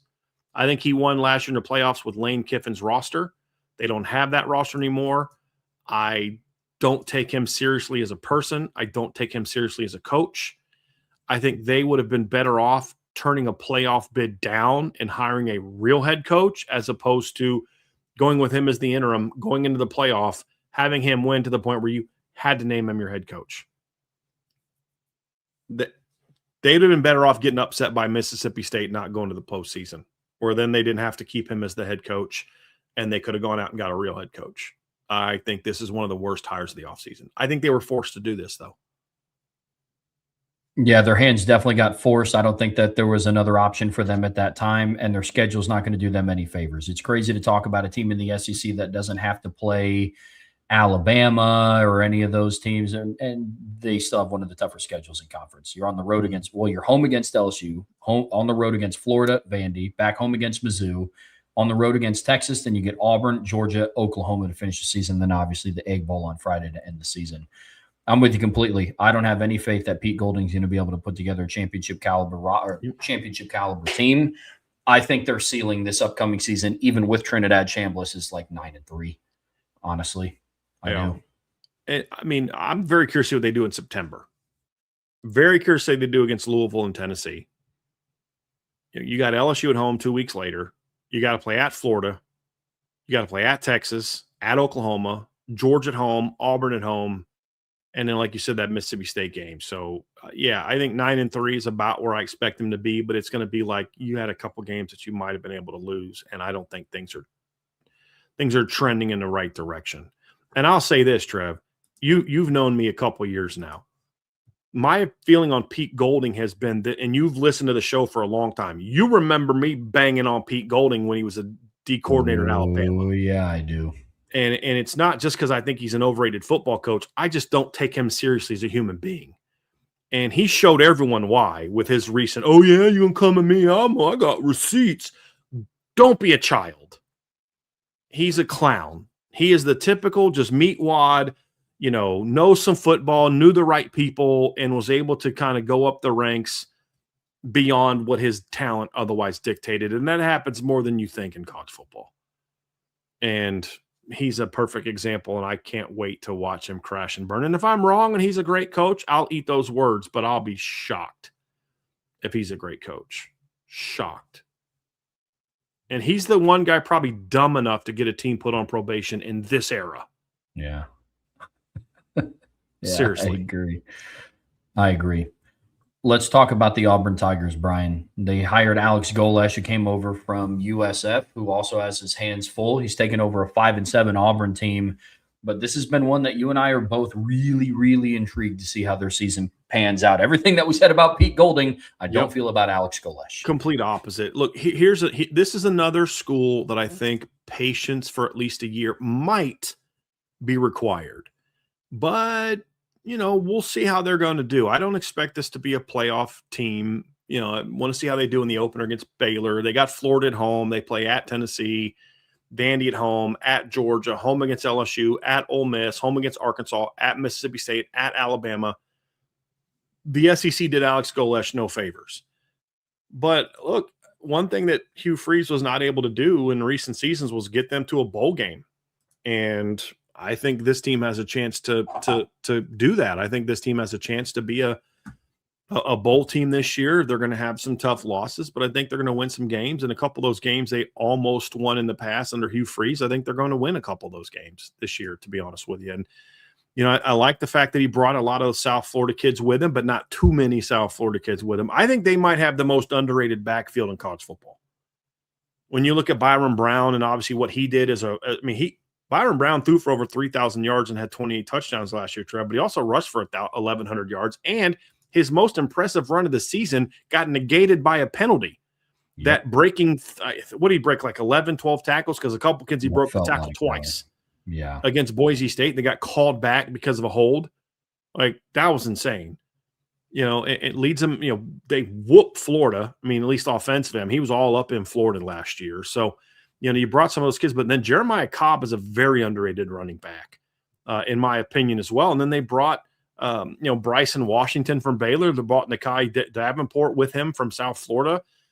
They lost some really good receivers, but they bring in Keshawn Singleton, Jeremiah Coger, Chaz Nimrod, Christian Neptune, and Corey Pettigrew from South Florida. So you got a bunch of receivers that played in your system. And they brought in Scrap Richardson, who I do think will play defense, but I'd give Scrap a chance to play at receiver. But the key is going to be, Trev, can they get their offensive line turned around? Because it's a brand new 5 new starter offensive line. Their offense is no different than Oklahoma State. The difference for me with them is I think their defense could be really good in year one. Xavier Atkins is one of the best linebackers in college football. They got Deshaun Womack out of the portal, Cody Sigler out of the portal. This is a team that I think defensively they kept DJ. I believe he kept DJ Durkin as his D coordinator. Very strong move there. I think this team has a chance. If he can get the offense going early, I think this team has a chance. And the thing is, with him is he's familiar with this league. He was the OC at Tennessee when they had that great year a few years ago. And so it's not like he's some guy that's never coached in this league as a decision maker, which he was as the OC. So I like this Auburn team. I think they're at least going to be a 6-7 win team this year, Trev. I do.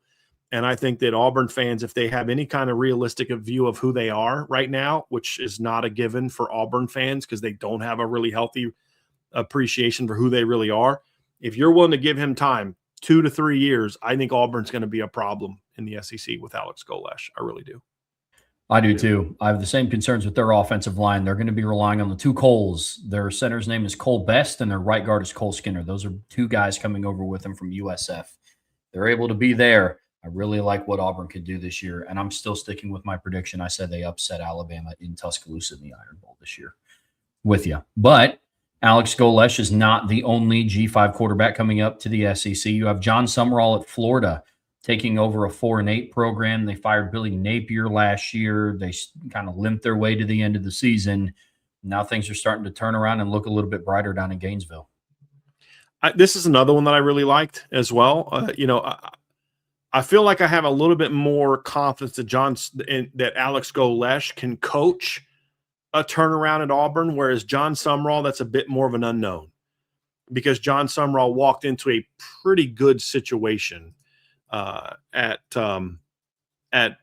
Tulane. You know, he was walking in for a team that was not far removed from a year in which they beat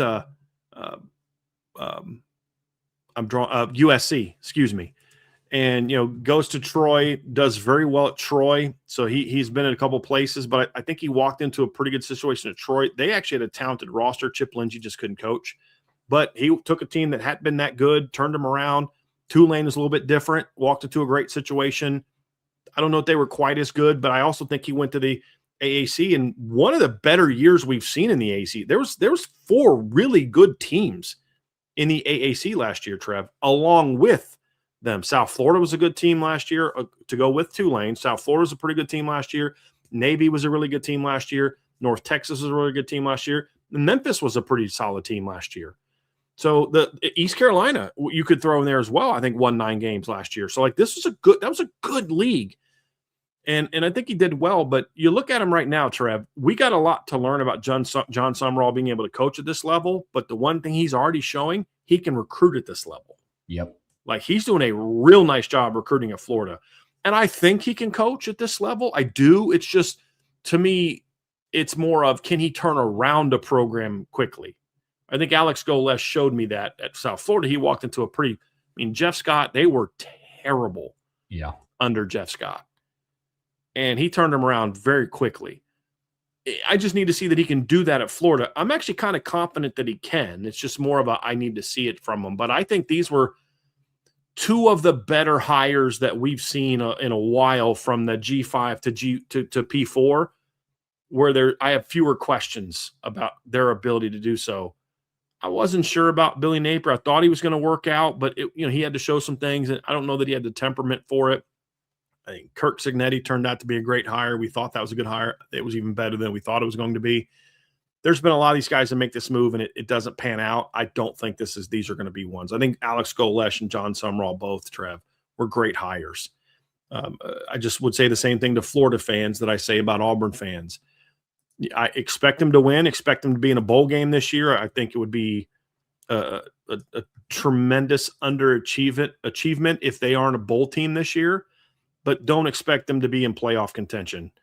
There's a lot of things they got to rebuild. They got to play at Auburn, at Missouri, at Texas, at Kentucky, at Florida State. They got to play Georgia in Atlanta. They have to play Oklahoma at home, South Carolina at home, Ole Miss at home. Like, it's a tough schedule. But with that, I still expect them to be a bowl team this year. I do. And I think they're both going to be bowl teams, and I think there's going to be a lot of excitement with the recruiting classes they're both bringing in about what the future holds for the Tigers and the Gators. Let's talk about the final. Yeah, I mean, I agree with you, man. I like the John Sumrall hire. The key is going to be patience. I know everybody wants to hold every new coach to the Kurt Cignetti standard of you take a really bad, historically bad program to the playoffs in your first year and you win an Natty in your second year. Not all things are created equally, especially football conferences and coaching jobs. And that's how I feel about both Alex Golesh and John Sumrall. He has a little bit to prove to me as a football coach game day at that level. But I'm confident that in a couple of years, Florida is going to be back to one of the better teams in the SEC. Big reason why? I think they could both go 11-1 if they played the schedule Indiana had in 2024. Yep. That's the reason there's paid. Not that, Cignetti was just on a different universe and they had way better. No, they look at the schedule they played. They played one really good team all year, got smacked in that team, then went to the playoff, got smacked by the only other good team they played. They beat up on a bunch of mediocre teams. And if they were getting that in the SEC this year, then like, for example, if Alex Golesh and this same exact roster or John Sumrall on the same exact roster had Penn State schedule, but dude, if they don't win 9 to 10 games this year, then I'm going to be a little bit concerned with those rosters. If they had Indiana's 2024 schedule, I'm like, dude, they're going to win 10 games this year. Like, they're going to win 10 games this year. That's why that's why you can't expect it, is because these coaches aren't walking. The only guy that's walking into that is Matt Campbell. And that's even tougher than what Indiana had 2 years ago. So, but I love these hires. Last coach that we're going to talk about today is Will Stein at Kentucky. Now, he is somebody that, amongst all the other coaches that we talked about, has never been a head coach. He's a former offensive coordinator at Oregon. He's stepping into the shoes at Kentucky. I love a lot of the portal hires that he brought in, going to a program that went 5-7 last year. But this was another one that it's hard to make a prediction for because I don't know what a Will Stein led football team is going to look like. I think there's a lot of things pointing in the direction that he's going to be successful, but there is some good and there's just some uncertainty with it. But all encompassing, I like the hire. Yeah, this is one, Trev, that we have a track record that we can kind of point to with some of these other guys we've talked about, and we can talk about, how they translate to this or this or this. But yeah, with Will Stein, you're making a transition to head coach. We really don't know what you're going to be. I don't even know that we can assume that the offense is going to be great because some guys go from being coordinators to head coaches and they can't maintain the same level of excellence on offense that they had when they were just running that side of the ball. But so far, it's another one they've recruited well. There's all this talk about, the SEC can't recruit. Just because your top programs aren't recruiting as well as they used to, there's a lot of teams like Auburn, Florida, Kentucky, Vanderbilt that are recruiting better than they have in a while. So we're just not hearing as much about it because the big boys keep crying about how tough life is. But Kentucky's done very well so far on the recruiting trail. They just got the Sean Fox kid from Indianapolis, who's a very good linebacker. And that's just one of several big-time pickups they've gotten this year. I mean, look, they were ahead of Penn State as the number 2 for Aiden O'Neal before Notre Dame. If Notre Dame doesn't push hard late for Aiden O'Neal, he's committed to Kentucky right now, Trev. So they're doing very well. That part's good. It's just the unknown of I've never seen Will Stein coach a football game. That's the challenge. And, when you look at their schedule, it's all or nothing. Yeah. I mean, it's Youngstown State, then Bama, A&M, South Alabama, then South Carolina, LSU, Oklahoma, Vanderbilt, by Tennessee, Florida, Missouri, Louisville. They did not do any favors for Kentucky in year one. But I'll tell you what, between Alabama, LSU, Florida, and Louisville, I'll predict that Kentucky upsets at least one of those teams this year. They'll upset one of them. And I would not want to be Alabama going into that place right now, thinking you're going to just walk in there and run them over. And there's a lot you won't know about that team if they've only gone against Youngstown State. I think Will Stein's going to have some tricks up his sleeve for old Kane Womack going into that second game. But the talent is they just don't have the talent that Auburn and Florida have on the current roster defensively, in my opinion. I think their offense could be pretty good. Kenny Minchie, they got some kids from the portal. They got that guard from Ohio State. We'll see, but that's why that one's going to be a little bit of a tougher one, Trev. Brian, to take us home here on the Irish Breakdown podcast, brought to you by our friends over at FanDuel, we're talking about Notre Dame's sixth opponent of the regular season, the Stanford Cardinal, a very familiar face to Notre Dame and Notre Dame fans. And this is an interesting team to start breaking down. It's year one of Tavita Pritchard. It's year two of the Andrew Luck era out in San Francisco, Stanford, California area. And I'm very intrigued to see what this team can be because big picture, I look at the nucleus of the roster and there's a lot to like. I like their offensive line. I like some of their skilled talent. I think their defense is going to be very disciplined. So there are some things to like about this team. There are, Trev, and there's a lot of unknowns as well with Stanford. Tavita Pritchard, can he be a head coach? We don't know. I know Andrew Luck thinks the world of him, but we've never seen him. He's only been a position coach. I think he's been a coordinator, but never, came from the NFL. So he was with the Commanders, I believe, the Washington Commanders most recently. Was Andrew Luck's backup for a couple of years at Stanford. So there's a relationship there. This is hiring a buddy, but it's hiring a buddy that he trusts because Andrew Luck wants to win here. He didn't take this job to get his buddies paid. He did this job to win, and he thinks his buddy understands what Stanford football is supposed to be about. Because if Tavita Pritchard was Andrew Luck's backup, that means he played for David Shaw and Jim Harbaugh. And he understands what worked at Stanford and what can win at Stanford. They're actually recruiting relatively well, Trev. Like they're doing some good things right now. I wouldn't say that they're like embracing the transfer portal, but they're not completely ignoring it anymore either. Sure. You know what I mean? Sure. Like, they actually went out and got 6 portal transfers last year, including Davis Warren, but, like, that's going to be something that's still a bit of a work in progress, in my opinion, for if they're going to be able to be successful, they're going to do that. And his first recruiting class was a bit of a mess because of just the way the whole season went. But I mean, if you look at On3, they've already got 2 4-star commitments already committed. They've got some good football players committed so far. They got a Savoy Guidry kid who's a nice player from Louisiana. So there's some players there that they can build around. I like what they're doing there so far. But as you mentioned, Trev, what can help their recruiting a lot is if they can go out there and win some football games this year. And when you look at their roster, I think it's a team that has a chance to win. And I think it's a schedule that, and it's funny, I just copy and pasted the North Carolina schedule, even though we're talking about Stanford today. But let me just get the Stanford schedule here. But I think their schedule this year, Trev, when you look at it, it's not an easy schedule, but it's also not necessarily like an absolutely brutal schedule either. I think there's a chance for them to improve their win total, maybe, if everything can go right, and maybe Davis Warren is better than we think, and the problem was actually Sharon Moore. I think it was both. But maybe we're wrong on that, or maybe one of the younger quarterbacks steps in and maybe they get it turned around. But, you look at it, Hawaii at home, you've got Georgia Tech at home, Elon at home, NC State at home, SMU at home. You've been a pretty decent home team. ACC teams have had a tough time going out west and playing Stanford at Stanford. Road games are not going to be easy. That's where I think the schedule gets a little tough. At Duke, at Wake, at Notre Dame, at Louisville, at Virginia Tech, at Cal. That's where it's a little bit challenging. But it's a schedule where I think they can be better than they've been. But the key is going to be, can you be more competitive in those games that you lose than you've been? And that's going to be something that I'm very curious to see. But it's not an easy schedule, Trev, by any stretch, but there are some winnable games in there for Stanford. And if everything goes right, they've got an outside shot. They're a couple upsets away from being a bowl team.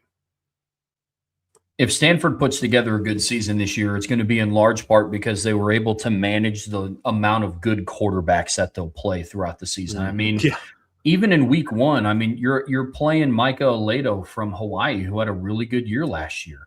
You play Darian Mensah, you play Alberto Mendoza at Georgia Tech, you play CJ Carr, you play CJ Bailey, Lincoln Kineholds, you're going to play probably Ethan Grunkmeyer at Virginia Tech, Sagapole at Cal, and then you finish it all up with SMU at home and Kevin Jennings. 3 of their quarterbacks were in one of our top 10. Yeah.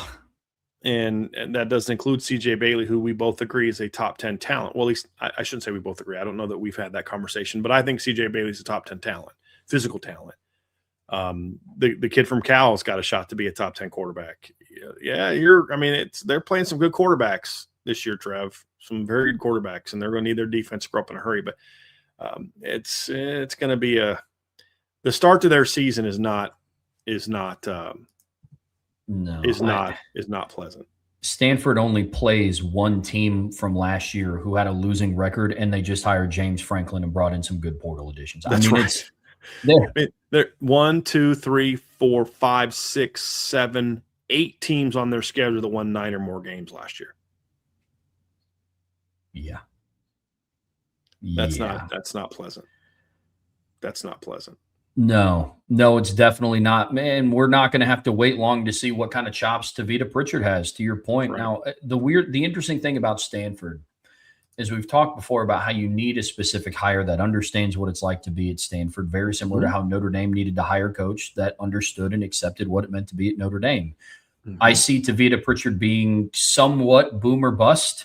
You have the Andrew Luck friendship part of it, but then you have the other aspect that it's like, okay, you know what it's like to be at Stanford. You know what it takes to win here, but we also don't know what you're like as a head coach. So I'll be very interested to see how it plays out, but you go and you look at their roster.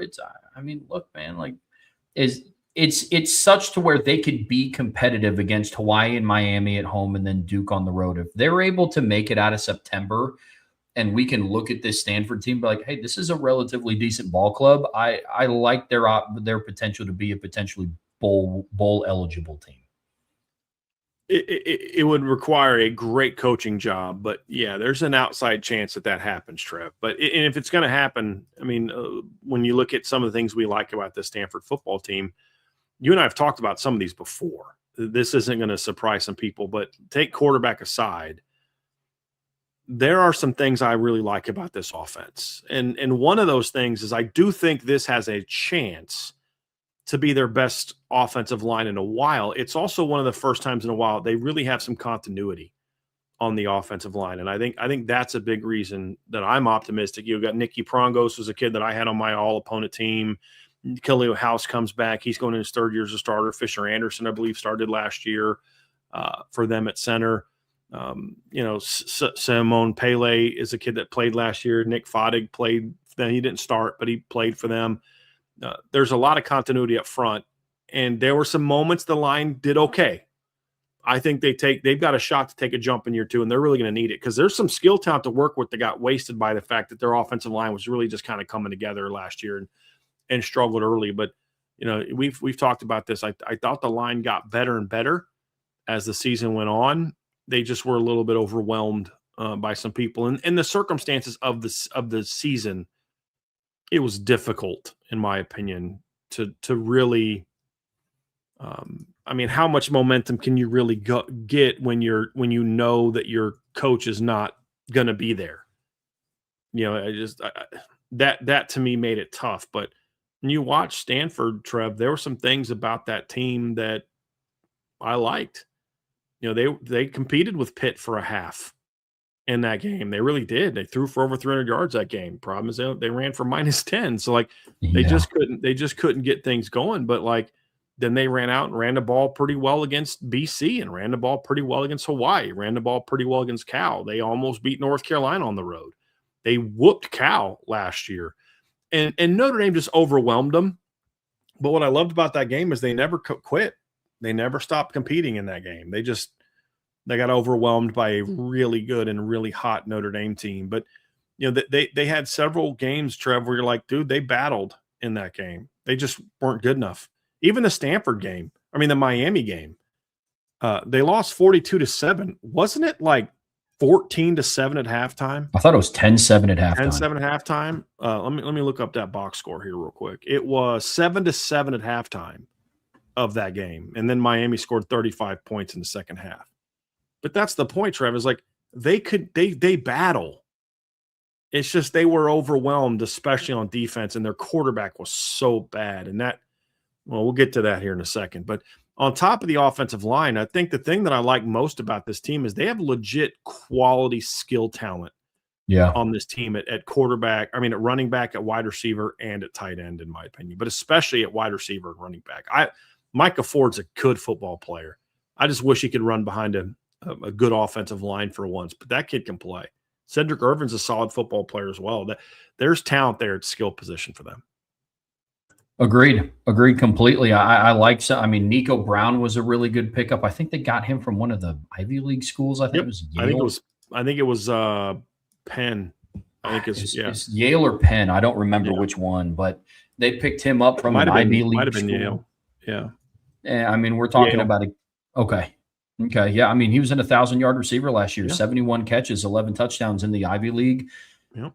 Again, like you said, quarterback we'll get to, but Micah Ford's a quality player. He showed me he runs hard. He's a determined runner. I'll be interested to see what they get out of Benji Blackburn at tight end. That's one of the positions. It's okay, we'll wait and see. But bring in Carter Shaw from the portal.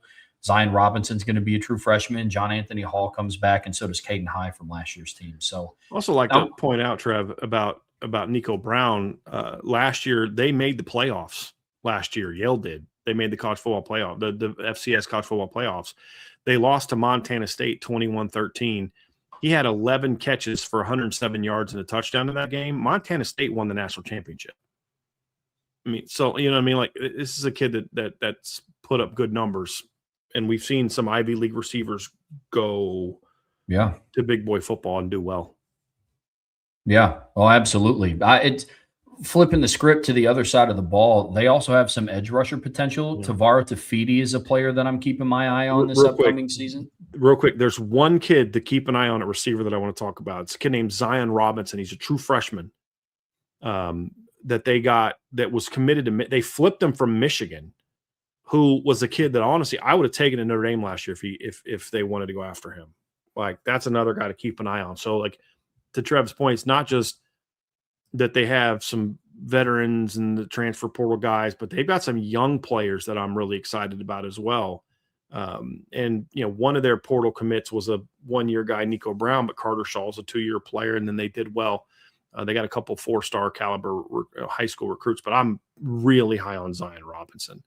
Like that was a really strong pickup for them. But yeah, we can go to the defensive side of the ball now too. But I had to bring up Zion because he was one of my nobody's talking about this, but that was a really sneaky good late pickup for Michigan or for Stanford. He wasn't ranked as a 4-star nationally on 3, but he was by me. It's a really good football player.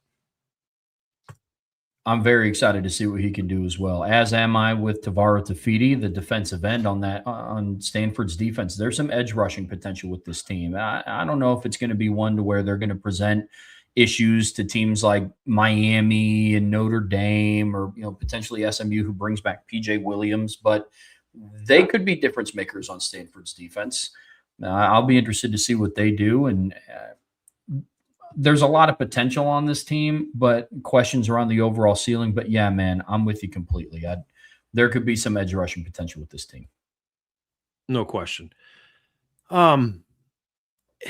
Inside of the D line, that's where we can start some of our concerns, Trev. I like up the middle, they're pretty good.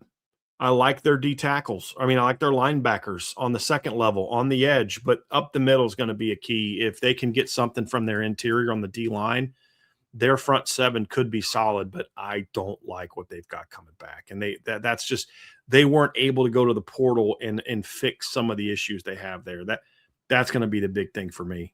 That could hold them back. But if I'm wrong and their D tackles play better than I think that they are, their front 7 as a whole could end up being a strength, because Matt Rose is an all-conference or all-opponent linebacker for us. We like both of their inside backers. You mentioned their edge players. It's just they were just not good up the middle. Just not good up the middle. And that kind of negated some of the other stuff. If that can get better, then I think their front 7 can end up being a pretty solid unit, in my opinion. I just wanted to kind of mention that, because it's kind of a thing we like and the thing we don't like kind of going together. But if the thing we don't like, and that's the interior of their D-line, ends up being better than expected, all of a sudden Stanford's defense could make a big jump, because it is surprising how bad they were inside last year, and it kind of brought down a bunch of other things that weren't actually that bad. Like they could get no interior pass rush, which meant their DBs had to cover all day. They're actually not bad in the secondary, like talent-wise, but it's just they got to cover for 15 minutes every time the guy drops back and throws the football. Yeah, that's been the issue. I mean, Notre Dame fans have heard a lot about marrying up your coverage, but I'm with you. I like what they have on the back end. They got some talent. Scotty Edwards is a returning safety. I like Brandon Nicholson at corner. They have some opportunity. They brought in a transfer, Leroy Bryant. I think he came in from Washington, so we'll see what they're able to get out of him. But there's definitely some talent in the secondary. I'm with you there completely. Yeah. One thing that's but again, that's why I brought up the interior D line, because that's an area that's not a strength for them. It's a concern for them. But these last 2 strengths are both hurt and impacted and not good statistically because they're not good up the middle. Right. Like they're second, they have to cover all day. Right. I mean, it's just like they get no pressure on the quarterback, and they just get no push up the middle. They don't stop the run very well up the middle, which means that they're in a lot of favorable situations. If that part can get better, I think it all comes together, Trev, because like we just mentioned several, it's weird saying this. We're talking about strengths, but like there's a lot more that we like about Stanford than some of the other teams we've previewed so far. It's just there's 2 areas that are really bad that drag everything way down. And the D tackle is the one that drags this other stuff down, and then quarterback on the other side of the ball.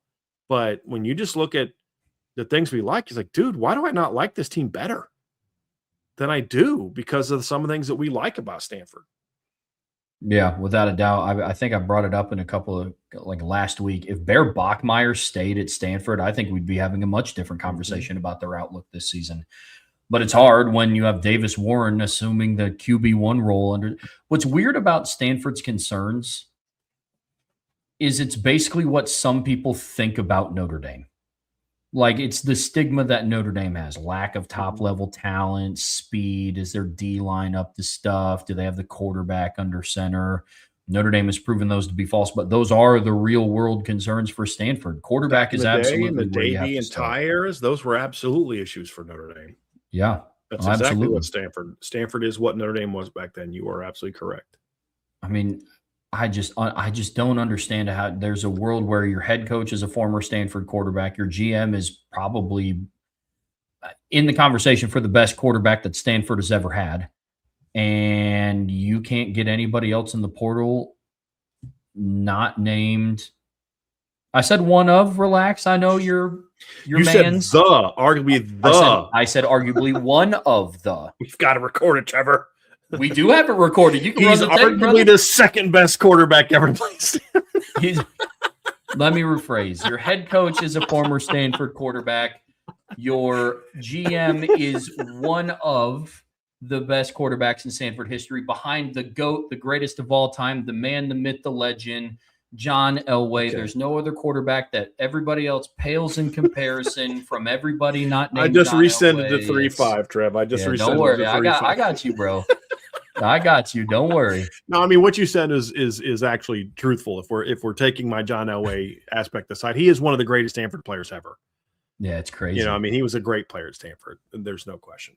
With Not even arguably the second best quarterback of all time. He's the only quarterback that belongs. I mean, this is a place that had Jim Plunkett. You know, I mean, it's not like John Elway was the only great quarterback that Stanford ever had.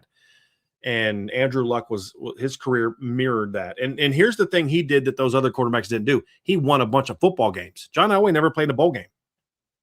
That's crazy. Andrew Luck played in 2 New Year's Six games. Won one and lost another to a team that honestly should have been playing for the national championship. Yeah. Yeah, honestly. And it's crazy that between Tavita Pritchard and obviously more importantly, Andrew Luck, they can't get a better quarterback in the portal than Davis Warren. And that's the one thing. Stanford used to have decent West Coast quarterbacks, but yeah, I was surprised by that. Yeah, that's absolutely. Now, I will say this, and I don't say this with a whole lot of confidence. I watched Sharon Moore take a talent like Bryce Underwood and really tamper down his abilities when he was coaching on the sideline. Maybe Davis Warren suffered a little bit. Not that he has the ceiling that Bryce Underwood has, right. But maybe he's not going to go out there and be Andrew Luck, but maybe he's not as terrible as we thought he was. Maybe he's just not Davis Warren. You know what I mean? Yeah. Maybe he's not like, oh my gosh, he was so bad at Michigan in 2024. 7 touchdowns, 9 interceptions, 5.7 yards per completion. Maybe that was more of a Sharon Moore thing. That did lead Michigan to a win over Ohio State and Alabama, by the way. Passed for a combined 135 yards in those games, but whatever. No, but in all seriousness, maybe he's not that bad. Yeah. Maybe it really was Sharon Moore. I have my doubts, but I'm with you. That's the best you could do. Yeah, I mean, the flip side to that is maybe Davis Warren is going to a spot to thrive having 2 former Stanford quarterback. I'm not hedging my bet on it, but definitely don't bet the mortgage on that one, Trev. Definitely. No. I mean, look, Stanford's over/under win total on FanDuel is 3.5 wins, and I think that Davis Warren and the addition of him is a big part of that. But we'll see. Mm-hmm. We'll see if we're wrong about him. Yeah, I mean he can't be worse than what they had last year, though. I will say that. I mean, the thing about Davis Warren is he's actually a pretty accurate quarterback. He just wasn't a super fast processor, and he just wouldn't take chances. He just was captain check down, which is a lot of what Bryce Underwood does under Sharon Moore. That to the point you were bringing up earlier. I mean, maybe it is a Sharon Moore thing. I don't know, man. And it's just. there's just not a lot there to work with. That's really what it comes down to. There's just not a lot there to work with, and it's a little concerning because we saw a quarterback last year that his inability to do like here's the difference. I guess this is what I'm trying to say, Trev. I remember watching the Hawaii game, and you and I are kind of chatting back and forth in that game, and we're like, dude, this guy can't complete crossing routes. Like Ben Branson, they had I think it was Sam Roush, was wide open on a crossing route, and he completed it. But the throw was so bad that Sam Roush had to go down to the ground and catch it with nobody on the screen. Yeah. And it's just like he catches that, he's running. That's how bad. I mean, he's missing slide routes, and you're just like, how is this guy the best quarterback that you can get there? Like, it was really bizarre. And, it was strange, to be completely honest with you. Very, very strange. But I will say this. I'm going to bring up some film here, Trev, of a kid that Andrew Gilmore has been talking about every time we talk about Stanford. And I'm a little disappointed that Andrew's not in the chat right now talking about it. But this is the freshman quarterback they got last year. He's from the Bay Area. He's 5'11", $180. But as you guys watch him play as we're talking, this kid can play. And I finally, a little bit ago, was like, I only watch this kid that Andrew Gilmore keeps talking about. And I've read some stuff at Stanford, and I'm like, dude, if this kid was 3 inches taller, he's a highly ranked quarterback. Okay. Like, this kid's got some skill. But, like, here's the thing. Is this kid ready to play year one? That's the question. Because if they think this kid is ready to help in year one, is Davis Warren sort of the bridge? They didn't want to go get another quarterback because they wanted to kind of work this kid into the mix. Davis is a smart kid, veteran kid, good teammate, going to do all the things the right way, and maybe help this kid kind of develop. Maybe he can be that for them. But this kid's got skill. It's just he's 5'11", $180. Is he going to be able to be that guy? That's going to be my question. But when you watch this kid's film, Trev, like that throw right there, like that was a pretty effortless, like 50-plus yard bomb. He threw that ball with his foot on the back, on the other back 45, zone 45. Watch that, flicks it, and the kid catches it in the end zone. That's an over 55-yard throw. Look at the effort he put into that throw. Not a lot. Like that kid's got a hose. Yeah. But again, he's 5'11", 180-pound freshman. Is he going to be that guy? It would not shock me that if Davis Warren struggles, that they just have why not turn to this kid?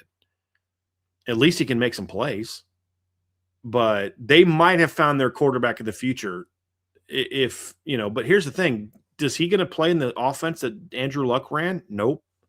They're going to have to alter it a little bit more and do a little bit more, allow a bit more of a gunslinger to play.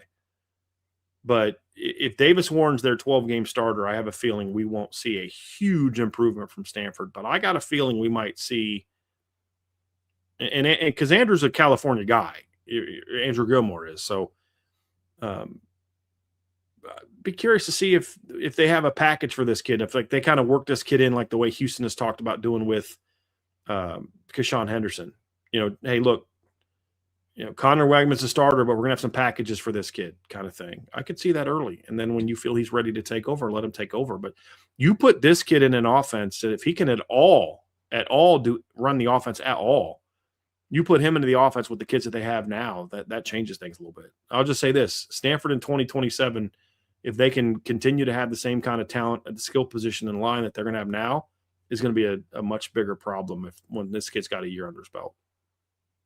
Yeah, agreed completely. And you can see the 5-for-5 rule coming into play here too. It's like maybe they create a package for him and there's no like eligibility year to burn. Mm-hmm. Yep. I'm very interested to see what they do there. Yeah, I'm with you. Really nice plaster. But yeah, you hope if you're Stanford, man, you are, dude. And by the way, that's against Folsom, one of the top programs in California. But you are crossing everything, hoping that this kid can help you, because that's really the big thing. D tackle and quarterback are the two positions that right now you look at and say, boy, that is way behind everywhere else. And if they can get anything at those two positions, they have a chance to be there. I think the final There's a couple things to me, Trev, that we'll just briefly mention as we wrap this up. Overall depth of talent is not great. Their starters are good. I don't love the depth they have. The other thing is, the one thing that's still lacking is they've got some good football players on their offensive skill, but they're all smart, savvy players. Their overall team speed is a problem. Matt Rose is a great player, but we watched him against Notre Dame where he just was overwhelmed because of the speed that Notre Dame had. That's the final little concerning thing for me for Stanford right now. Why I don't think they are going to have the turnaround that some of these other teams are going to be able to have, because they just don't have the dynamic athletes anywhere to really take that next step, which means their margin for error is a lot smaller. Yeah, I agree completely. That's where they're lacking, and I think that's ultimately going to be the demise of their season. When I go and I start thinking about what Stanford could do this year, I know we're kind of jumping into the prediction of how we think that their season is going to go, and that's kind of where I have Stanford right now. I go and I look at what they could potentially do, and there's no part of their schedule where it's like, well, at least they have this part. Right. At least this stretch. Yeah. Right. Like you open up against Hawaii, a team that you lost to last year, and then you follow that up in a short week and host Miami on a Friday. You're on the road against Duke, a team fresh off of winning the ACC. And then from there, I guess your break is Georgia Tech, Wake Forest. You're on the road against Notre Dame. And then you're home against Elon, and then the finish to their schedule just from October 23rd on is brutal. Yeah, not easy at all. And worse than maybe NC State's there. NC State and Elon is their reprieve because NC State's so bad on the road. But again, that might be the most talented quarterback they play, whose name is not CJ Carr. It's a brutal at Louisville, at Virginia Tech, at Cal, and then home against SMU. That is rough. That's rough. If they're not bowl eligible by the time the NC State game is over, they're not going to be bowl eligible. Yeah. I have them going 5-7 this year. Just their top level talent, the quarterback play, especially if it's Davis Warren all year, it's 5-7. And with some of the opponents they play, when you factor in, SMU, Notre Dame, Miami, like that's not great. That's how I have their season panning out. I have them at 4-8, Trev, but it's a much more impressive 4-8. A lot of good losses. You lost by 17 to that team, but man, you were in it till the fourth quarter and they just kind of pulled away because they got more speed than you do. Or you lost that team in a real competitive game. Yeah, you weren't good enough to beat Virginia Tech, but you guys went across the country and battled for 4 quarters and lost by a touchdown. I think there's a lot more of those, but 4-8 is still where I have the Cardinal. Let's do our game prediction, Trev.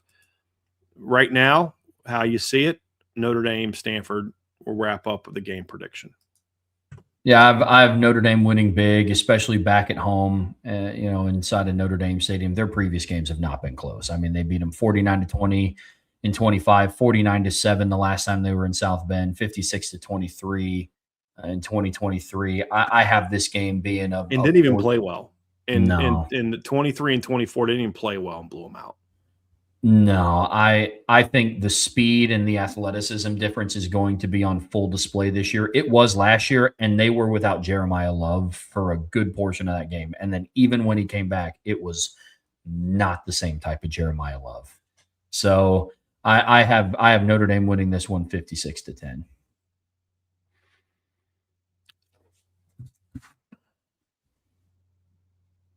Nice. 56-10 at the same exact score. And I don't think it'll be that close. I'm sorry. Rita just let off a 7-seconder right here, man. Like and it's not good. It's boy, a strong stings the nostrils. It's pungent. I'm going to be honest. That smells like pure gasoline. Dude, I'm absolutely, that's what's going on now. Poor little girl. But yeah, no, I think Marcus Freeman is always going to take a lot out on Stanford for a host of reasons. Yeah. And I think they blow this one out. I think it's 56-10, and it's not that close. Agreed. That's giving them a late score. Yeah. Yep. And that's Marcus Freeman calling off the Dogs in the fourth quarter. Yep. I think it's going to be an absolute shellacking. As do I. And it won't be a 10:30 kickoff, so I don't expect Notre Dame to be as tired. Lackadaisical. for that Yep. game. Yeah, that's a great word for it. Great word for it. Trevor, we had a few super chats before we get out of here. Real quick, we got from Jari Z Bear. Missed a couple of shows, been so consumed with work, but the season is getting so close, so my hype level is out of control. Love IB. We love you too, my man. And yeah, every day we get closer and closer and closer, I get more and more excited.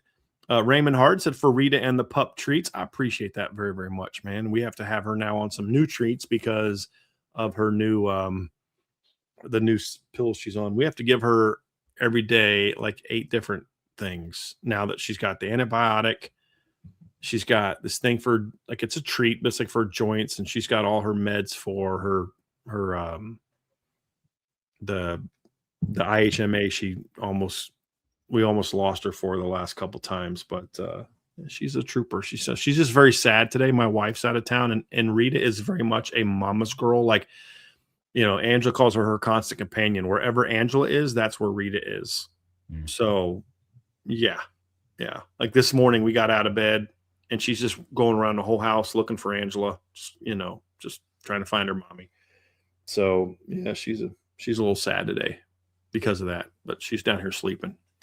And then DJ said, I'll see your treat for treats, Raymond. I appreciate both of you guys very, very much. I'm going to have to go get her some new treats from the store today because of you guys. So I appreciate y'all very, very much. A little scheduling note. Trevor's going to take us out here in a second. We will have a show tomorrow. We're going to talk about what we talked about. We are not going to have a mailbag on Friday. So what we're going to do tomorrow is we're going to have the 2 topics we're going to do tomorrow. And then we'll have a little bit longer of a mailbag tomorrow to make up for it. So tomorrow's mailbag will be you can ask whatever you want. It'll be sort of a Thursday free-for-all after the 2 main topics we're going to discuss, because we're not going to do a show on Friday. It's going to be a writing day for us. So just to give you guys a heads up. But Trev, why don't you go ahead and take us out of here, my dude? Really fun show today, folks. Like Brian said, we'll be back tomorrow. I believe, Brian, you're also going to be on with the guys on IB Nation Sports Beat at 5:05 tonight. Yeah, I'll be with Sean for the first hour. So be sure to tune in, talking some recruiting news. Brian and I will be back tomorrow at 1 p.m. On your way out of this show, hit that like, hit that subscribe, hit that notification bell. Be sure to share this podcast with your friends, family, anybody that you know loves Notre Dame and college football as much as you do. But as always, the best way to support what we do here is subscribe to the premium message boards at boards.irishbreakdown.com. So until next time, that's Brian. I'm Trevor. We'll see you back here very soon on the Irish Breakdown Podcast. Peace.